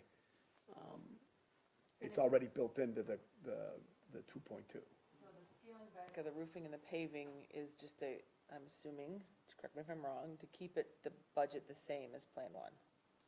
So it's pretty arbitrary. Well, no, it's this. You're going like this. You know, we're hoping that we're not gonna have a That we hit the right catastrophic targets problem with the there. roof. Right. That's what you're doing, because you're not gonna be able to do as much preventive maintenance, Yeah. obviously, right? So that's really gonna be money that you sock away in the bank to, you know, put a finger in the dam. And that's all it's gonna be. It's not gonna be preventive maintenance. I mean, we did have this discussion at the facilities level where we, you know, we asked the pointed questions. Hey, you know, we're basically, if option number 2 rolls, we're talking about putting a pretty hard hold on 11 buildings in the district to try to get this done. That's a really, you know, it can be a risky thing. And they felt, you know, really confident in where we are. Obviously, this is not something we could probably repeat for a long time. but that's why we brought option 3. Right, option 3 is probably more important to discuss, but this one would be one where we would be, in my opinion, as a board, taking a pretty big risk. And So, but, I know that's not a strong It would pitch be- for it either. It would but- be helpful for the board to understand what this means, though. What the model flex. model flex space. I mean, Yeah, now, I just want to make sure, did we get a write-up on this? I didn't see. no. Okay, so then go ahead, I want to make sure I didn't miss. So just explain to us what you guys are thinking about. I'm going to turn it over to those experts who have Certainly. walked the space. I think that would be more. Let me tell you where the idea came from, and then I'm gonna, you know, Jason can jump in, and part of what our thinking was, is we continue to go out to, you know, and have these master facility plan conversations, was, people really had interest in the flexible learning space and the teaching and learning priorities. You saw that even here in the summary of the feedback. And there was a lot of questions about, you know, how do you know that that's the right thing to do? I mean, that came up repeatedly. And, you know, there is some data and some research that's out there. You know, quite frankly, there's not a lot of school districts and schools in the Chicago area that do this. It's rare. That's why we had to go to other locations in Minneapolis and Kansas City and some other locations to see, you know, places that have recently done renovations like this. And when we've done that, the people that have been there, some of our staff that's here tonight, myself, Craig, you know, several of us that have been there, really saw the significant value firsthand. See it, touch it, feel it, understand what's going on structurally in that space. I think, you know, what we thought was, to answer some of those questions, you know, would it be prudent to do a project like this in one of our buildings to allow professional development opportunities for staff, especially staff they're ready for this type of environment change. And we were looking for an opportunity at one of our buildings where it would probably be doable in the summer scenario. Station was the choice for multiple reasons. That whole wing was designed like this 50 years ago, and, you know, it's been, but we've got, you know, the demo there would be minimal, and then you would spend all the time getting everything designed in the way. Now, there is no write-up because, at this point, it's an idea. Oh, I got If the board is interested in this tonight, then we would start the design process out, I got tomorrow. So, you know, and so So we this haven't is, designed it. this is kind of a real Yes. ballpark. There's been no design work done on Well, this. this is an intelligent Yes. estimation of what we might do, and if I might, the board conversation earlier about making investments in projects that might be altered at some future state of Blueprint 220's implementation. This is your first demarcation point, right? You have an opportunity accelerate a shift that your teachers and your students have asked for and your community is curious about. But aside from that, from a capital expenditure perspective, you have 2 rooftop units as a part of a suite of rooftop units on a facility that need to be replaced at some order of magnitude. $250,000 is not small money. If you replace those units and you replace them in kind with what the existing configuration of those facilities are, you're going to go back and undo that later. Yeah, I wanna do You're gonna go back and you're gonna reapportion the spaces and rebalance the systems, and it's just adding work. So you see this as your first opportunity to seize this acceleration towards what might be a future opportunity for the rest of your district in a small situation where the teachers are ready for it. And so this is that point where you say, now we're gonna make the investment in that opportunity such that we don't have to change it later. So you pick Station because it's got these wings, right? Where you don't have that at Prairie or even at the high school, and the high school would be more difficult to. The high school Pick a scenario, space. You looked at Grove. yeah, Grove, we spent time at Grove. We looked at Grove in the 4th and 5th grade area over there. You looked Okay. at Station. Station has some unique construction to it, because of its temporary is a bad word because it's been that way. But, its demountable partitions, lend themselves to easily being reconfigured, in this case removed, in favor of other construction. And so we're gaining some economies of scale that way. Whereas if we were to take Grove as an example where it's masonry bearing construction and those kinds of things, is gonna be a much more arduous process in the time period that we have. Now, obviously it can be done, but in a summer project, it's a big strain on an already strained building from a capacity perspective. You would hate to get to a scenario in August where, we're short classrooms because construction's not done because of whatever problems might have arisen during demolition. So Station became sort of the next best choice, if you will, of places where you could exhibit this sort of thing. The high school, we talked about that, but again, probably the location here would make the most sense initially is in the west wing. But again, it's just in the middle of the building, not real, it's where the old library was before the last renovations went on. And so it's, again, temporary, but that's in the core of the building there and be very challenging. So is the concept that you would redo all the classrooms and you'd add large instruction space? Or is it just classrooms? You would create a lot of diversity of space. Okay. We're talking about an area of roughly 9,000 square feet, a little bit less, but roughly about 9,000 square feet or the area of 10 classrooms. We talked about doing part of the A wing versus all of A wing, Yeah. and obviously, Mhm. for Yeah. collaboration purposes and grade level instruction, it would make sense to do the entire grade level. And so we looked at all of that, but I would see a myriad of small group spaces, large group spaces, presentation spaces, flexible spaces that allow instruction to shift in the moment, if you will, to seize those academic opportunities, as we've spoken about and saw precedents of through the process. But do it in a manner, starting tomorrow, if the board so chose, that working with teachers and students as they come back in January through data modeling and proving out the Barrington way, if you will, of what this looks like, because it is going to be different than even some of the precedents that we have explored together. Would you see a decrease as far as the ability to hold the number of kids that are currently in that wing? So with the, creating these flexible learning spaces, I've never been quite clear as to whether that requires some additional space in order to, accommodate for the number of children that would be in that area, or if it's kind of a one-to-one ratio. I've heard, you can make usage of hallways as instructional spaces and things like that, but I haven't really quite understood, whether it's directly proportional. Great question. So there's more than 1,000 square feet of circulation space in A-wing right now. And so to your point, that is an opportunity to utilize more square footage for academic purpose. I don't see this as a capacity shift. I see this as an opportunity shift. And so utilizing the space in a different way for different modalities and activities and instruction with the same cohort of students. Now, when we get through the professional development component and some of the ideation of what this is, we're going to test that. But, I have confidence that we're not going to decrease the utilization. I have confidence that we're going to increase the opportunity.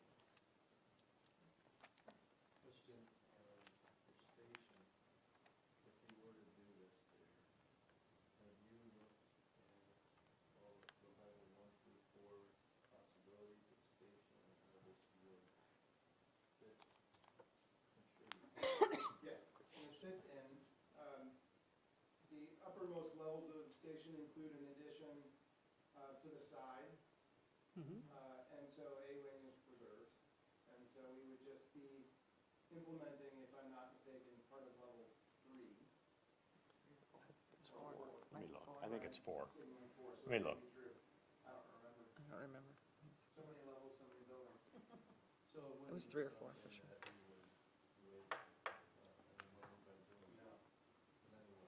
No, We wouldn't undo it. you wouldn't have to, right, It wouldn't alter other possibilities that we have in the. correct. Now, the only, to that point, Mike, the only thing would be is if, through the conversations in the early part of next year, someone were to say, well, what if we built a new station? That would be your only risk. It's right there. If you build a new station? It's level 4 Okay. Yeah. So thank you. in the renderings for that A-wing. But again, remember, we created those levels as a way of organizing information, so I would expect, you know, within a few months, they're gonna be redone. That might You know. become a level 2 scenario at station after we're done that. I'm totally theorizing, but. Right. I would just say from a core team's perspective, and from someone who's been to a lot of the community meetings, we've heard from staff, particularly at the middle school, that they would love to have space like this. And that, again, at the middle school, I mean, you've heard the conversation about going to Jordan Middle School, that our staff felt that they were ahead of the curve on the staff development, even ahead of the teachers that were utilizing the space at Jordan, that they were trying to catch up. And this is something that came up in our meetings about, wow, wouldn't it be great to have a space, and it was brought up by a teacher, wouldn't it be great to have a space where we could practice this? Not practice as in test, but apply our craft. I get that, I would embrace that. Now, this is a lot of work from a flat-footed start. What's your thought on timing on this? If we're gonna, I mean, because you're talking about trying to do this in the summer of 18, right? So to get, I mean, and we're talking about meeting, you know, budget meetings in January, or Blueprint 220 stuff's in January and all that stuff. What's the timing on this, in terms of when we gotta start doing the planning, the designing?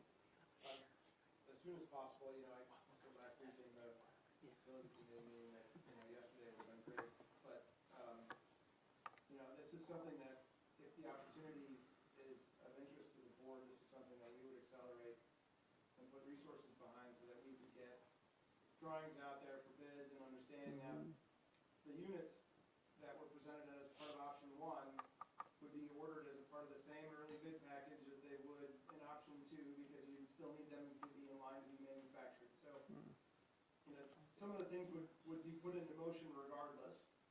And then the design and the, you know, really the opportunity to sit down with the teachers and start in a meaningful way is the thing that we're up against. And since the break starts on, for the holiday starts quite quickly, you know, getting time this week with teachers was critical to saying that we can do this, coupled with the constructability of these partitions and the fact that we think that we're going to gain some efficiencies that way by clearing the space to start and then having a clean slate, if you will, to get contractors in there sooner, gives me some reasonable comfort.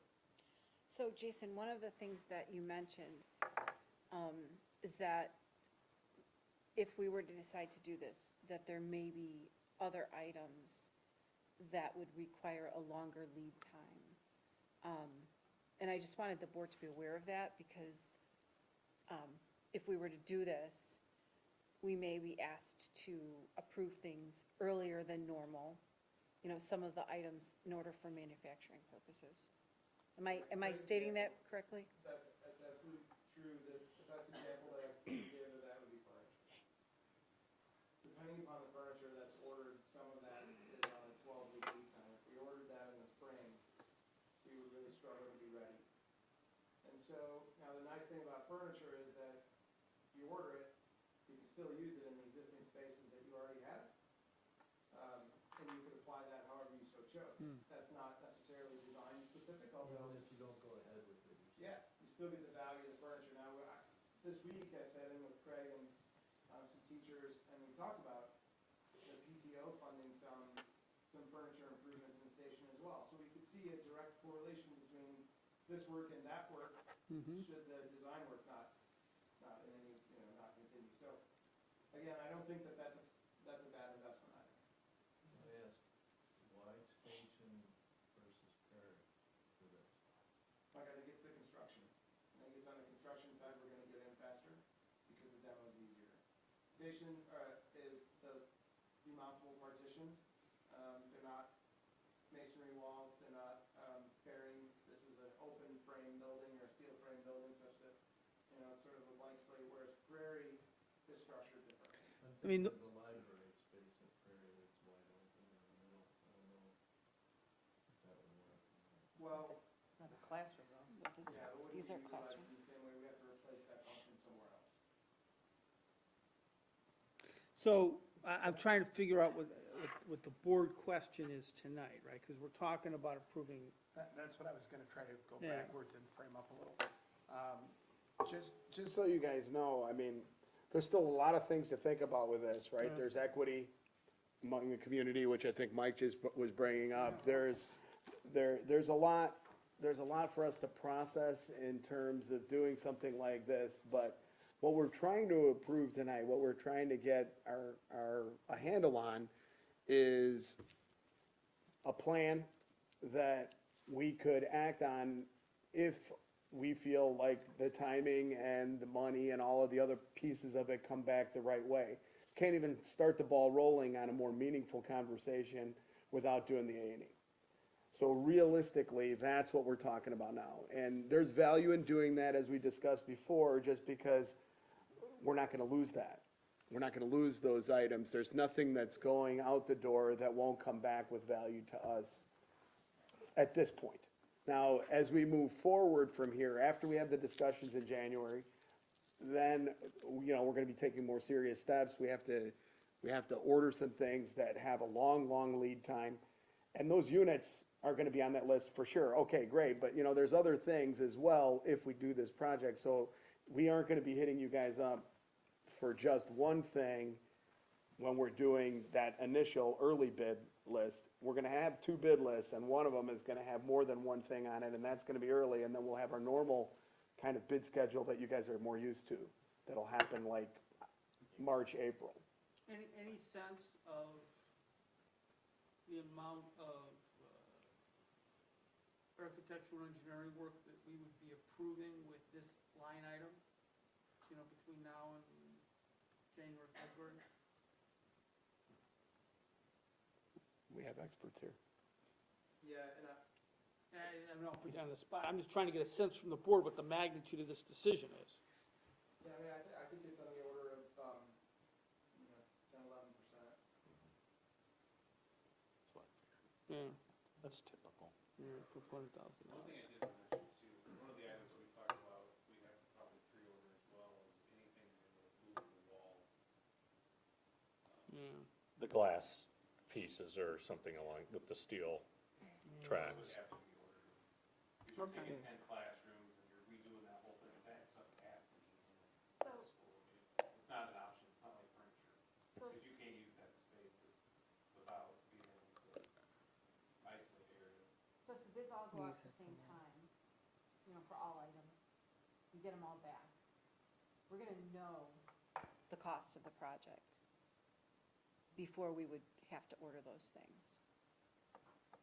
That's Oh. sort of a question / statement. Well, I think what not we're sure. talking about, though, I thought we were talking about having some early bid packages. Right. So your early bid packages are going to be your rooftop units, the movable walls, and maybe your furniture. You would be releasing those in advance of having to put out the rest of the project to bid, or Okay, maybe under getting those bids back. okay, that's a good note. We didn't say that here. Remember, too, the locals would be on early, bid packages too. Yeah. So, tonight, I want to get this to to kind of a question that the board can start debating, right? So tonight,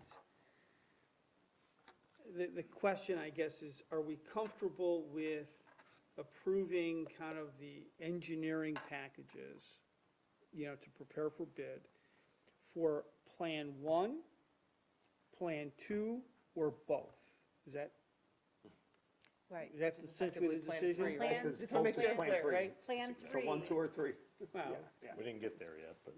Well, there's really not a lot more discussion to be had, because Plan 3 is, the only difference in Plan 3 is we gotta figure out how to pay for it, but Plan 3 is essentially 1 and 2. Right, so. We're approving approximately 10% of Plan 3? If you did both. So, with that, that's kind of, and then eventually we're gonna have to have a motion, right, for one of these, but I guess let's try to sort through among ourselves before we get to the motion, right? How do you guys feel?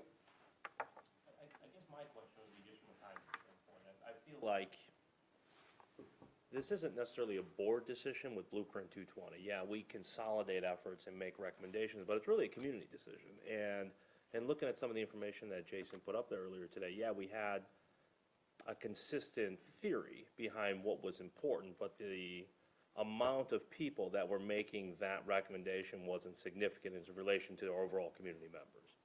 So when I look at it and say, a couple $100,000 to go out and make a decision where in January, we're finally gonna get some numbers behind kind of what we've been working on, and really then go to the community and say, what's really important to you? Because all of this is great, but if we can only model one wing of a middle school, what does that really get us from a future-ready perspective? And me personally, I'm just, with the timing, I don't necessarily know that I'm comfortable with it. Yeah, I would agree. I would agree with that. And,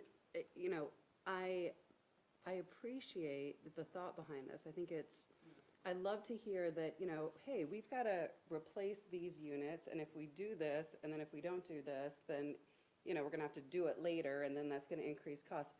Because that's what always kind of drives me crazy about some of these projects that we do, is that we head down one way, and then, we have to take a turn, and then we invariably have to undo a little bit of what we've done. So I truly appreciate this, but I agree as far as the timing issue. What worries me is, similar to your statement, as far as this is a community discussion and decision, and we've heard from a subset, but not really, the community at large. And we've all talked about it. When do we hear from the community at large? When there are numbers attached to it. And I would hate to give the perception that the board is buying into one plan, and not, really, feeling out the community for that.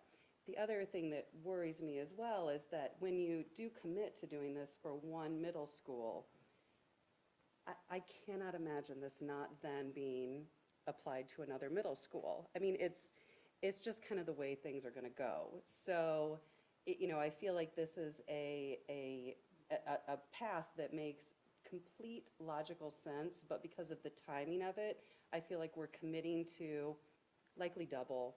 And, I think that we may be putting out the perception that we're not truly gathering all of the opinion for funding and importance and things like that before we make that decision. So that worries me as a representative of the community. I saw it a little different. I kind of came in thinking that way, and I kind of turned a little bit as we sit here and discussed it. Because I think if we start talking any movement we make, if we start thinking it has to be equitable everywhere, that wasn't that's not what I heard the purpose of doing this is about.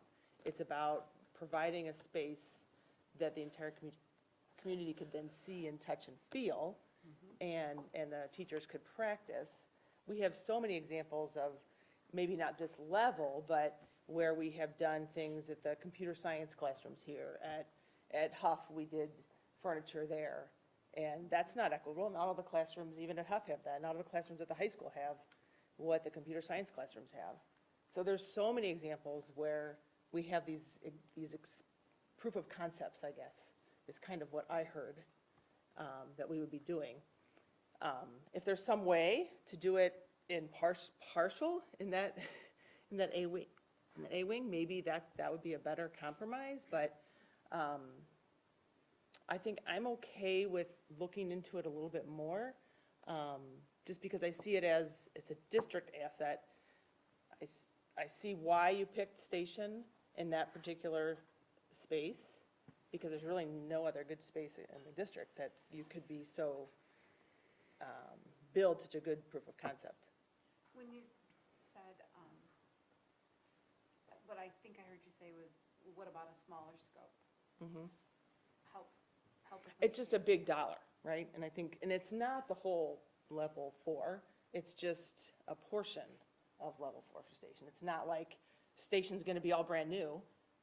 So, One portion of station will be, Sandra, just to address that a little bit, because we addressed it at length in the facilities committee. When they came to the committee with the idea, we started with a portion of the area to try to keep the budget number, to get it even lower, to put more money other places. And I was one of the persons that pushed back, because then you're creating in my opinion, you're creating an equity issue among kids within the grade in the school. And that's just, I mean, as a teacher, that's inappropriate. You know, if we're gonna do this thing and we're gonna try to pilot to see how it works in an 8th grade somewhere, then let's just get an 8th grade somewhere, right? And the money piece wasn't that significantly different, because when you start moving things around and you start breaking things down, you know, you have the workers on site, you have everything rolling. Adding, you know, going from 6 classrooms to 10 classrooms isn't gonna give you the cost benefit to drop back down to 6 that you think it would. So, see, one of the things I'm struggling with. It's like $400,000. And I'll give you an alternative on when I think of a smaller scope, right? What it could look like, right?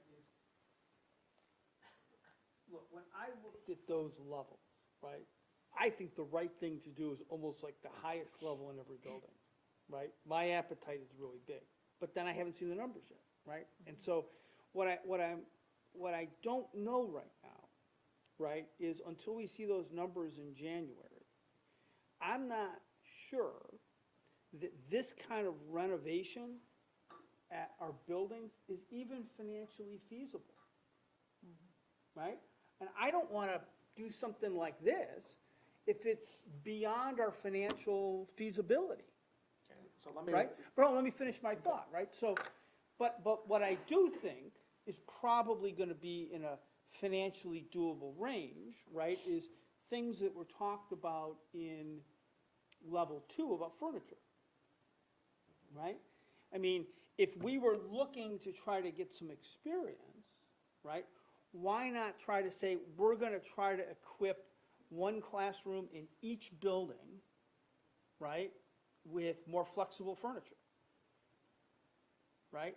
but we've done that, we did that in Huff already, right? We do this So- flexible, Some buildings right? have had, but maybe we expand it in some. High right? school's got a few. High school I has mean, if some, you were Huff trying to has some. prove a concept, it seems like that's gonna be a more realistic goal. I just don't know. So here's my problem with that logic. Yeah. This is to get numbers. You want to get numbers that are going to be real numbers. We're not talking about doing the project. We haven't approved anything. Right. But until you actually let these guys sit down and actually create a space and go and bid it, we're not. But, okay, so we're- here's my second concern, here's my second Okay, concern, go ahead. right? Let's say we get to a point in our meeting in January, right, and we go, okay, maybe we can do this kind of level of renovation at a lot of our buildings, right? And this kind of look, touch, feel, smell makes some sense, right? And Jason, I have all the confidence in the world in you and your firm, right? But I don't want to rush a prototype that would be this important, particularly when you and your firm are kind of already committed to us in this very important task of figuring out the bigger picture here, right? And I really worry not only about the dilution of organizational efforts, but I worry about just our ability to get this done. And I don't want to stub my toe and trip over myself trying to rush and prove a concept. I just have that concern. You guys can maybe help me talk through that, but those are my concerns, right? One, I don't know that we can afford it, and two, if I get to the point in January where I think we can, I just think there's not enough time to do it right. I mean, we raised that concern, obviously. You deferred to the experts, we had both of them in the room, and so I'm not gonna pontificate about whether or not they have enough time, because I don't do this for a living. So, you have to hold accountable the people that do it for a living as to whether or not they feel that the time frame is gonna be right for them to complete a project that we're asking them to complete. How many times did I ask you guys that question? Of course, I mean. Several, before we even I mean, drew this up. So that concern is well taken, because all of us had that same concern, because it's 10 classrooms. It's an entire 8th grade. It's a lot of pressure, right? We can't, certainly get the work done, that's not the question. yeah. There were So, some other good points that were made along here. You're pretty confident you get the work done? We- Go ahead. Can I, maybe now's not the right time, but I'm prepared to address some of the. Let's wait, I want to finish hearing from other board members, and then I'll give you a chance. Okay, great. The only thing that comes to mind on this, besides what you all already said, to me is the teaching and learning piece of this, why we're doing it, where the value is. I've been able to see that based on information that's been presented so far. Tours, pictures, research. I personally, I wouldn't need to walk into a space and see it up close, personal, and feel it necessarily, but I've seen the rest of the information. So, there may be value in our community, people who haven't or won't see the rest of the information there. But it's a big spend for that reason. I think if we're doing it to get started on something we think is important, that's different. But again, the community hasn't weighed in on that. So we do have this, and we do want to do it well. We don't want a false start. So, yeah, that's all. I think I would say, and with my facilities hat on,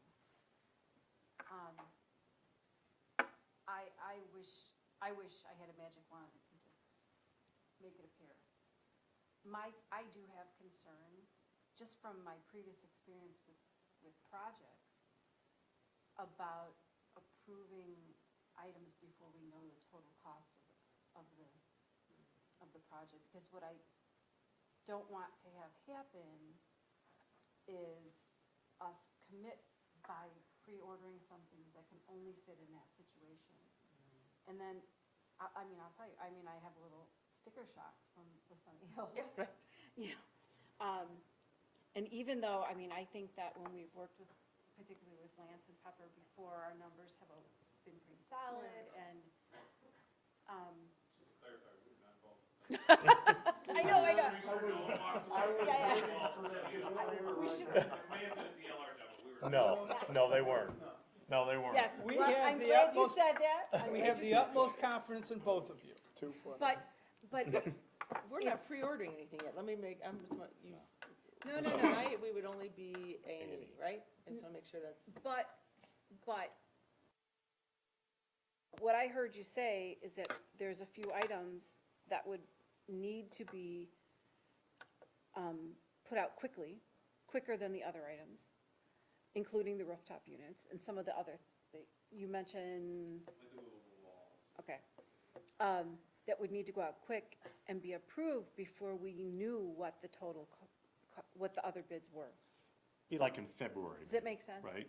That was my understanding, don't you think? February-ish? The initial stuff, some of the long lead time things. Before we would have the bids back? Yes. They would be bid, Before this we- stuff would be bid. We So- would have bids for those items that would require the long lead times, but the bids for the remainder of the project would not yet be back. Just so you guys know, this is where our big stumbling block was. Yeah. So we got past a lot of where you guys were, because we had asked a Give lot of us time. questions. We're catching This up. was the hard part. And it was hard. This is and- the hard part. and I mean, Because so not this knowing was what where the we big, struggled, what the because, big picture's gonna be is the hard part. But Because it'll be another typically- decision point because to typically- make that, do the pre-order, right? There'd I'm be sorry? We would have another decision point. When the where- bids came But back you for would that. have, you would not have complete information. Yeah, you don't have the whole bid for the whole project. That's right. Understand. That is correct. So- That's the issue. But we're And not si- deciding that tonight. I want to make sure that we're not pre-ordering tonight, we're just A&E in tonight. Correct. But in in our experience with summer projects, If we, like the bridge, the high school bridge, $800,000, right? We, we had to, that sooner because it was going to require the manufacturing and things. sure. And so that reshaped the bids that we ultimately approved later. So I think, like I said, I wish I had a magic wand and could create this space because I do think it would be valuable to our kids and valuable to our staff and our community. My angst is with, what I just said. Me too. Yeah, Ditto. and I agree, I think they would have huge value. I'm gonna have 2 super mad kids, once again, at mom. 8th grader at station next year and 7th grader at station next year. Like, I wish we were having this conversation in September, Right. Yeah. because then we would have been more fully informed. But I believe in the project, though. I do too. I love the idea. I just worried. And it would have to be done during the summer, not during school. That's Yes. Yeah, right. Well, you're displacing too many classrooms. And I will say that Lance and his team have worked construction miracles over the summer for us in the past. And things have always gotten open by the first day of school. Might be a little dusty, but. Any other comments? And then I was gonna give Jason a chance to try to respond to some of the stuff he heard. Okay, Jason, respond. Okay, so I'll be as succinct as I can. Don't do half. Don't do half. What does that Don't mean? do, Don't pick reduce the part of no it. scale. Oh, gotcha. Just, if you're gonna do it, do it. If you're not gonna do it, don't do it. Yeah. This is a very That's good advice. large, we worked very hard through the Blueprint 220 process to make this about the why, about the teaching and learning, the things you do fundamentally for community and educating children. We have purposefully and willfully kept money out of this until the very last point because the conversation always devolves Yeah. to what is the cheapest thing that we can do, because that's the value that many taxpayers across. Okay, so I do this a lot, and I do this a lot of places around the country. That's where the conversation always goes. It always becomes, what's the value of that dollar, and how can we get halfway there without doing all of it? I didn't want Let's to make have sure that- we don't do that. I don't think we're gonna do that, but let's make sure we Just a don't. cautionary Yeah. tale. And so, we're never going to get 100% of the community to say this is the best idea since sliced bread. Not gonna happen. The closest thing that we can do to enable Blueprint 220 to be as successful as it can be for the long-term value of this district is to try. And so if we take the enthusiasm of the teachers and the students, which we've been chronicling and sharing for the last 11 months with you, take their confidence. Take their confidence as the people you entrust to enable the education to occur, and who the ones who are actually learning in the spaces, to be the voice that you listen to, and not necessarily the ones in the community who might not be coming to every meeting, but still want to see the value, but they're gonna need to see it, to Mike's point, through demonstration. There are those of us who can visualize what this is gonna look like. I can see it quite clearly in my head. But that's not the bulk of the world.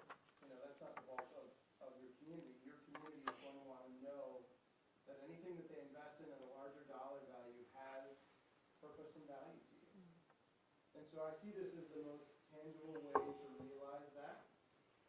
I can tell you that as funding becomes a part of the conversation, the communities that have not gotten behind funding scenarios have not tried something like this. At least in the first go-around. I've been through situations where we've been 3 or 4 go-arounds with funding, and when they see an activity see it enabled, then they get it, snaps, and you go. And so, if you don't choose to do it now, if you don't seize the opportunity, then that's totally fine, I respect that. There have been a lot of wonderful points brought up by all of you tonight. I can only give you my perception from this side of the table, having done this, been around the block a few times, if you will. And encourage you as I have along the way to take some risks. And, leave it at that. I'm looking, these have been good comments, and I admit I'm certainly conflicted on a couple of points myself, right? But at some point, we gotta make some decisions tonight, right? So, I'm trying to figure out, I think I get a sense from some individual comments where people kind of might be, but I'm not sure I know where people are leaning in terms of one only, two only, or three, which is both. So, At the end of the day, I'd like something in between all that, right? I mean, I think if we decided to go through with Station, yeah, I might prefer to have the final number be less than a 3.2, right? Maybe not go all the way with Station, but then maybe we don't do some of the things, the bathrooms at the high school. I'm thinking about what somebody commented on, are we gonna rip those out if we end up doing something at the high school, or? so are you there would, things you would, that- you would wanna argue for two, because it doesn't have Two any of that prime, stuff in two- there. yeah. And then, but add some stuff to two? Is that what you're thinking? I'm Take just some not, stuff away, no, three and take some stuff, maybe take some stuff away. three and take some stuff away, is what you're saying, okay. But again, I'm just for A&E, that's the only, I need to, Okay. I'm not saying that I'm supportive, because I'm not sure I am yet, for doing this summer of 2018, right? I'm channeling Penny, who said, it's not wasted money, right? If we spend A&E dollars now, then we can use that at another time as well.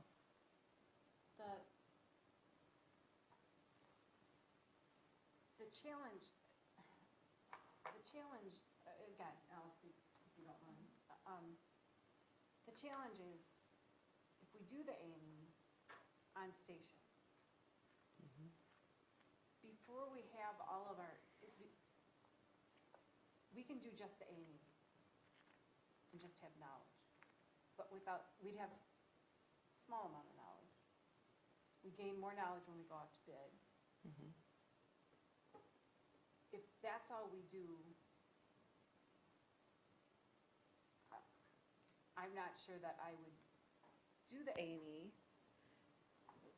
I mean, I guess I would defer to you guys. I mean, is doing the A&E on the wing at Station valuable in the long term if we don't do anything else at Station? Well, if you were to stop at level 2 at Station, then I would say no. So, so the thing is, like, okay, so we, I'm channeling the Sunny Hill situation, if it comes back, if these bids come back and they're 200%. but then the thing is, I guess I just want to make sure I'm clear. Like, let's say we've got 3 items that need to be ordered early. You need to order those items before you know how much the rest of it's going to cost. So what if, Cost, how much would those couple of items roughly be of the overall cost? We don't know that. Do you have until we any get the bid idea? back, right? Is it a quarter, 10%? Yeah, so, The rooftops for sure. Couple $100 grand, we're gonna, we would use either way. those were on there anyway. right? Yeah, the furniture would be one for sure, and then if the operable conditions would be another, then that's the biggest risk. I don't actually think the furniture's a risk myself. I would agree with that. I would agree with that too. Yeah, I would agree with that too. So it would be the partitions. Yeah. And, But we'll know what those costs would be before we would make that decision. you would know what the cost of the partitions would be, but we wouldn't know the rest of the cost of the Got it. renovation. Got it. So we would have, We would certainly know a lot more. Right, we know more than we know right now, because it hasn't even been designed, but once it's designed, We know the we can ceilings, we know the estimate walls, and put we know- numbers. Yeah, answer Okay. that better, a sharper pencil on those. Okay. I just want to make sure, I'm just trying to put it all out there, so no one's surprised, that's all. So I think, Sandra, you're advocating for kind of a 3 minus option of some kind. We don't, I mean, until we get everything in. and- Okay, okay. How do others feel? You like that, not like that? Are you leaning towards one of the other options? I'm leaning towards one of the other options. I just think, What do you, 2 only, 1 only? back to Joe's point, I think that if we allow deferred maintenance to continue to evolve, it's only gonna be more expensive to fix down the road. So, at some point, we need to look at our campuses and say what really needs to take place on an annual basis. I think there's some numbers in there we can probably reallocate, maybe push to a future year. But I'm looking at 3, and I look at our entire capital projects fund.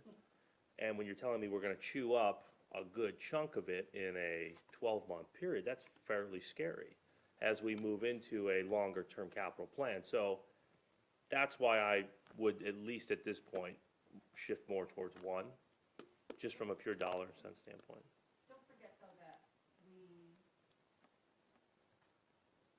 have, I believe we've approved diesel for next year, correct? Yes, it's $2 million. So it wouldn't. 2.18. There's some, there's an income stream there to defer some of that. Mhm.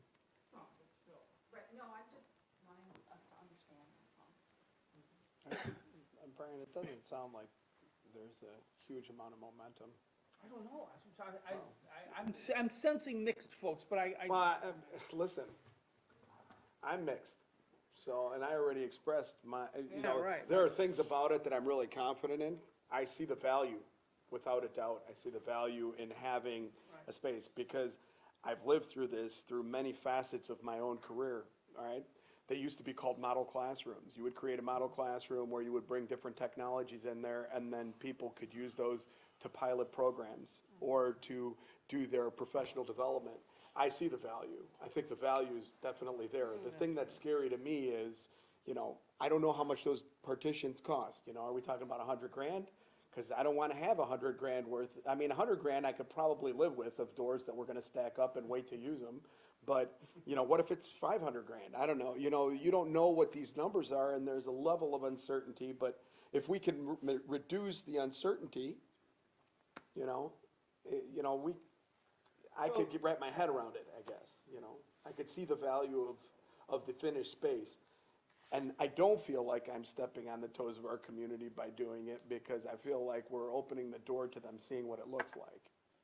Like Not we're necessarily reacting. making big decisions. We're making a decision about a small area that we'll still benefit from as being a remodeled area in one of our older buildings.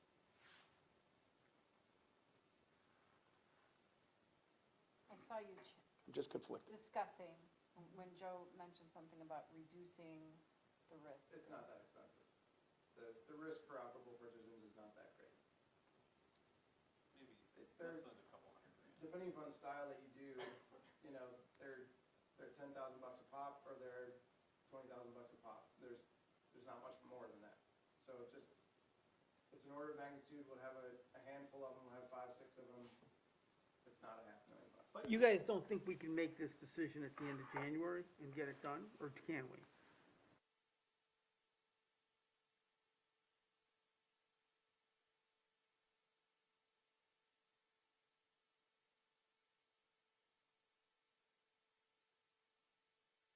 If, once we have, because see, we don't have any numbers on the whole big Blueprint 220 plan, right? It's hard, really, it's hard for us. Sure. I mean, just put yourself in our shoes as elected officials that are answering to our friends and neighbors, right? And saying, wait, you approve something for a portion of a project, but you don't have the numbers for the big project? I get it.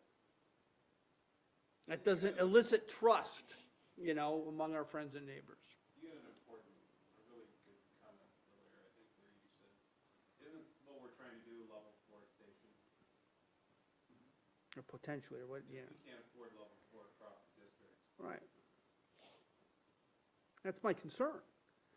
I mean, I absolutely love the idea of doing some prototype stuff in our schools. I absolutely love it, right? But I want that prototype to be somewhat reflective of the bigger context. application of future-ready learning at elementary school is going to be different than it is at middle school, is going to be different than it is at high school. Yes, I get it. So it's a, kind of like a gradient, I guess. So you can infer certain things from doing a representative example at a middle school, but it's not equivalent necessarily directly to the other grade levels. Okay, I'm looking at the clock, so we're gonna have to figure this out. Well, here, I get this, there's nothing very controversial in Plan 1, right? So my guess is everyone can be some level of comfort in Plan 1, right? So the question for us, right, is do we want to go that next step tonight and make a commitment towards Plan 2, right, this redoing of the wing at Station, right? How many people can support that? Support the Plan 2 with the station renovation? Just by a show of hands, thumbs. I can support the A&E for it.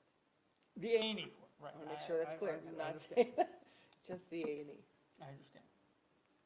So we got one, you can support it. I can support A&E. Others? I'm trying to figure out what that tells us. It's what it tells us So she what- can support it. Okay. That's all I'm saying. 'Cause I that's know, what I'm just really that's all trying to we're approving understand. tonight, right? I mean, we're only approving the A&E, and I guess, Sandra, you're saying, right, if it comes in and we have a chance to just pull the plug on the project before it goes any further. Yeah. Right. And we're gonna end up with a lot more, much more sharpened pencil, certainly.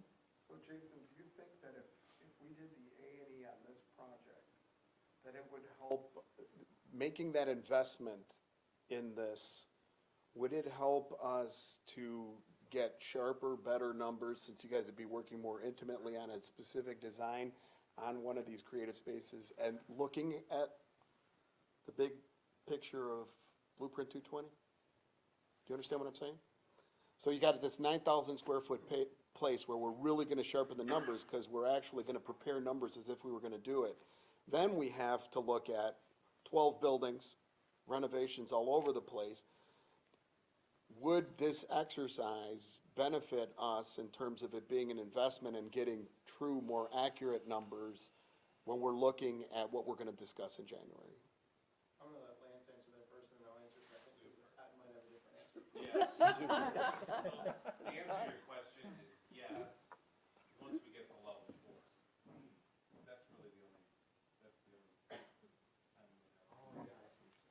Everything else Because we're is- talking about doing this Right. project beyond, going through each of the 4 levels, right? Right, so if But would you, if you, I mean, you still, okay, you're getting all the way to level 4, but you're getting to level 4 different at that through all of the levels in that, just in that wing, right?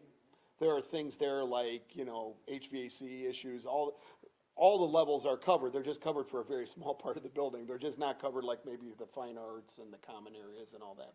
I get that, but would we be able to project big picture? When it comes to trying to figure out what it costs across the district to convert classrooms into,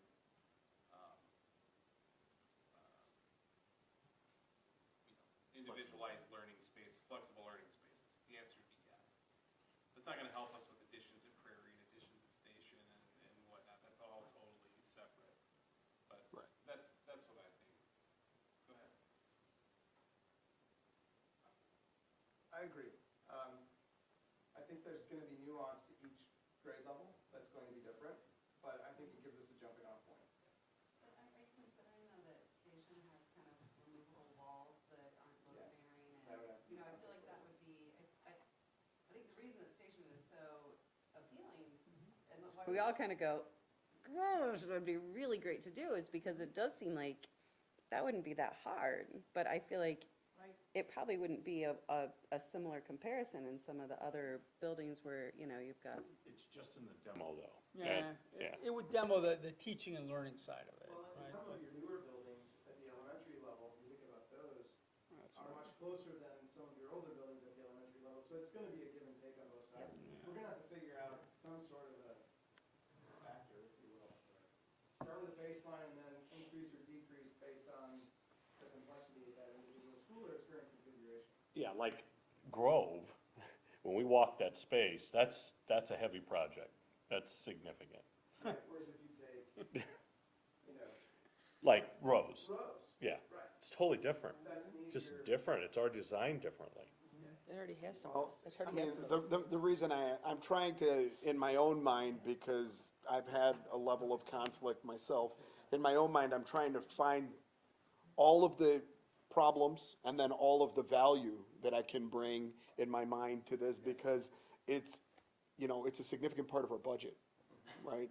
And so even though it sounds like A&E, oh yeah, you know, that's 10 or 11%, when you do it over, you know, 5 million and it's $500,000 that you're doing in A&E, it's not a small amount of money anymore. It's a significant amount of money and it's a big commitment. And so I'm trying to figure out whether or not, when we do go talk to the community, if these are things that we can bring back into more accurate numbers, so that when we're talking about numbers, they're not just, you know, something that would happen like the Sunny Hill scenario, where we're just like, you know, well, we thought our numbers were pretty good, but they came in 100% low. You know, Well, one thing I'd like to point out on Sunny Hill, because we've discussed it a lot. Sunny Hill Quickly. investment was 2 years old. So it's not,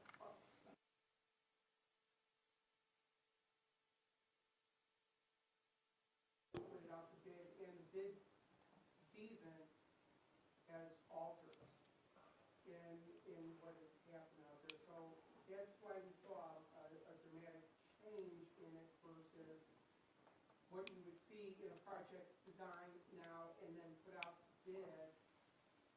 Yeah, Okay.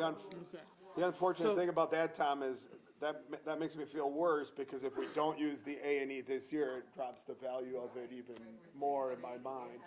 So, I think that's one factor, Tom. You're absolutely right, but I think there's design issues in that too, but we right, don't know. right, I mean, you know. So, okay, so, it's what it is. who wants to make a motion? We need to make a decision here, folks. I'll make this a motion to approve Plan 1 or A, I can't remember which one it was called, 1. Plan 1. So you would move to approve the 2018 summer projects as presented to the board in Plan 1. You say it so much better than I do. Is there a second to that motion? There's a second. Any further discussion? Now, so the way this will work, right, is if you support Plan 1, right, you can vote yes, right? If, I will provide, if this approves and somebody wants to then make a motion for Plan 2, right, we can take a second vote, right? If you prefer 2 and you really don't want to do 1, then you would vote no, right? And then you would do another motion. Okay? And so any other discussion on Plan 1? I'll just say I'm probably gonna say no because I wanna give 3 a chance, but I got you. just so you guys know. Okay, so, Not because I don't like 1. so let's do a roll call vote on the motion to approve Plan 1. I'm gonna vote with an Brian Battle, Yes. Sandra Bradford, No. Penny Kessler, Yes. Kevin Newman. Joe Russo, Yes. There it is. Mike Shackleton, No. Angela Wilcox. Yes. Okay, so by account of passed, right? Okay. Are there any other motions? Does anybody want to make a motion to approve either 2 or 3? Can I ask a question? Yeah. In Plan 1, there's 250,000 for RTU replacements at Station A. Mhm. Would that not be necessary if Plan 3 was approved? It's incorporated in 3. part It's of not a it. And duplicate. It's in about 2. that 10% number that we're 2 talking and about, 3. right? Yeah. And It's- 2 and 3. It's in all 3 of those plans. This The 250 rooftop units are gonna be done at in station. addition to the wing that we're talking about? The It would- rooftop units are gonna be done in the no matter 2.2. which Oh, it's in the plan. we They're approve. failing. It's time to do something on those units. But the numbers rolled into the, That's correct. That's why in Plan 3, it's not 2.2, it's something else. 1.95 or something, and there's So, an explanation there. so we've approved one, I guess to your point, Sandra, right, if you wanted to add two, that would really be Plan 3. Right. Right, so, or you can make it as a separate add-on. So do you wanna, is that what you wanna do? Sure, I'll make a motion to approve Plan 2 as well as Plan 1. That would be the way to do it, right? Yeah. we can do that one. Is there a second? What? I don't have, I just want to comment. Well, we haven't gotten there yet. so- Second. That's Second. Okay, we got a why I stopped. second. That's why I stopped. Okay, we got a second, so, There's overlap, just, Yeah, point Yeah, of clarification. Yeah, yeah, yeah. The There is the 250,000. 250,000. Well, at and then least. the Well, roofing some of and the roofing, and the yeah. paving and the mobiles at Grove, there's overlap. So I would So you know. agree to modify the motion to, There's the overlap. things that are in, How about this, should the be only, Plan the 3. only difference, if we've Very approved close. one, the only difference is the station project, That's it. right? If you didn't wanna, if you didn't wanna do the, yeah, yeah. right? Mm-hmm. So, do you wanna, why I'll don't you modify the motion. modify your motion To to, include so we- just the station portion. to of approve Plan architectural and engineering fees associated with the $2.2 million renovation to the station A wing? It's a little bit less than 2.2 because of the, You'll second that? doesn't, point of order, does Joe have, Okay with the modification? Fine with the modification. secretary duties have paid off for that? Janine, you getting all that?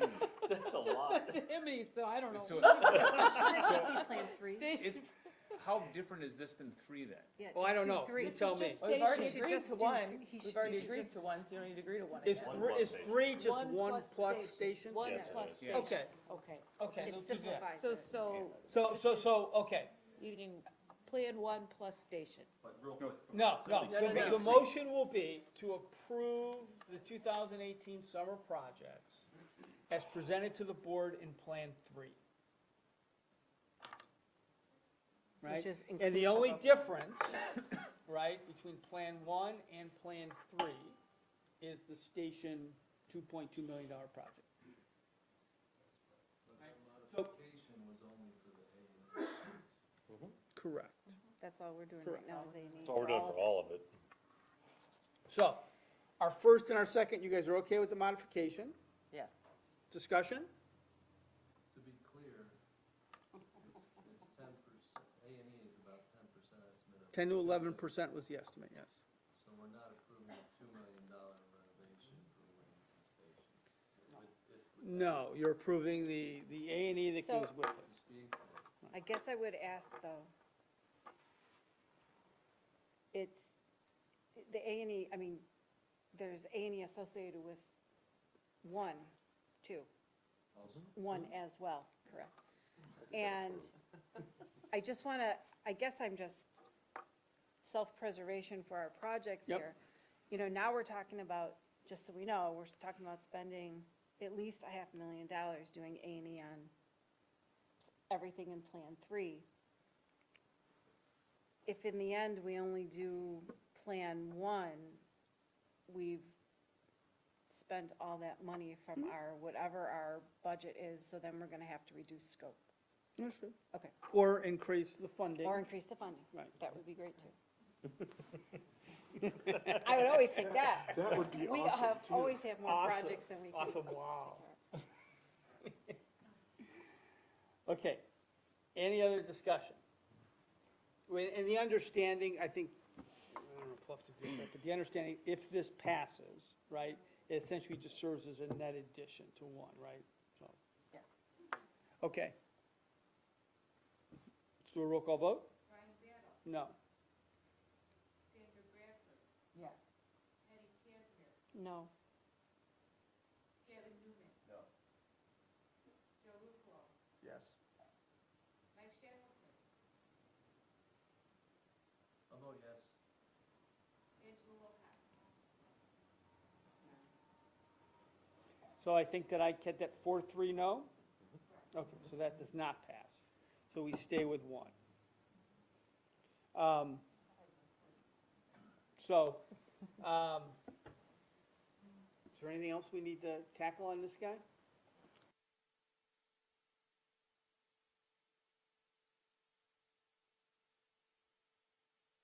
1, is that what the 1 is? For level 1 stuff. So, It's more than that, What it was, It's just money for Annie, we didn't have a specific dollar. amount. Yeah, it's just We money weren't for Annie. asking It's like for a 3 point, specific. 320. yeah, it's just whatever your O and E is, just, Yeah, it's more like 320. well, We don't know what it, You're right, because that's modified there because of the A&E included in the mobiles. That's right, yeah. okay. Before we leave this, I want to make sure, you guys were all clear on direction and everything? Wow, that was a room clear. That was a room clear. I didn't realize that was the big thing here. Okay.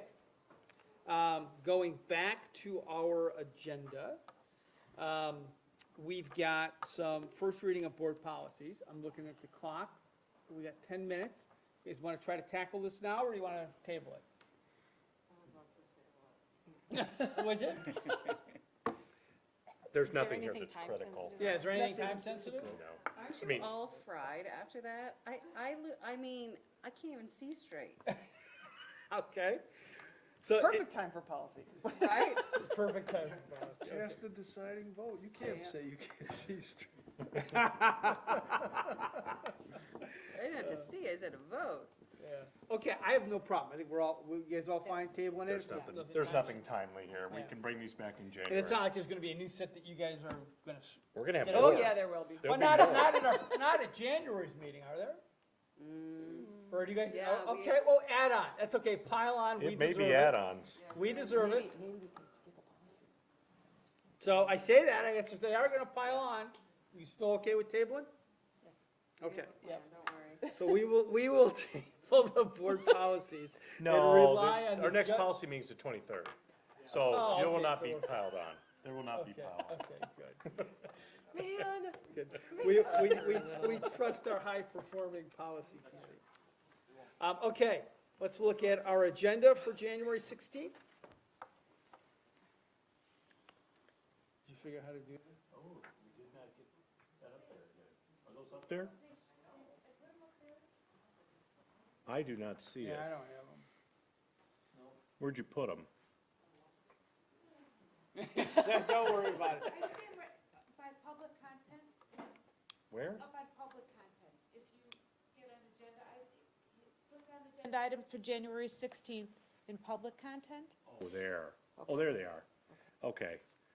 I'm sorry, future, it's not under future agenda items, on 6.03. Right. There they are. Right, okay. There they are. Was there any on your laptop or not? We're all supposed to look at your laptop? Supposed to know how to drive, that's It's on yours. Oh, I see. Oh, It's I on got you. yours. I got you. We all get it. You all have Oh, it. I got you. You all have it. So if you look, Not up there, but. Thank you.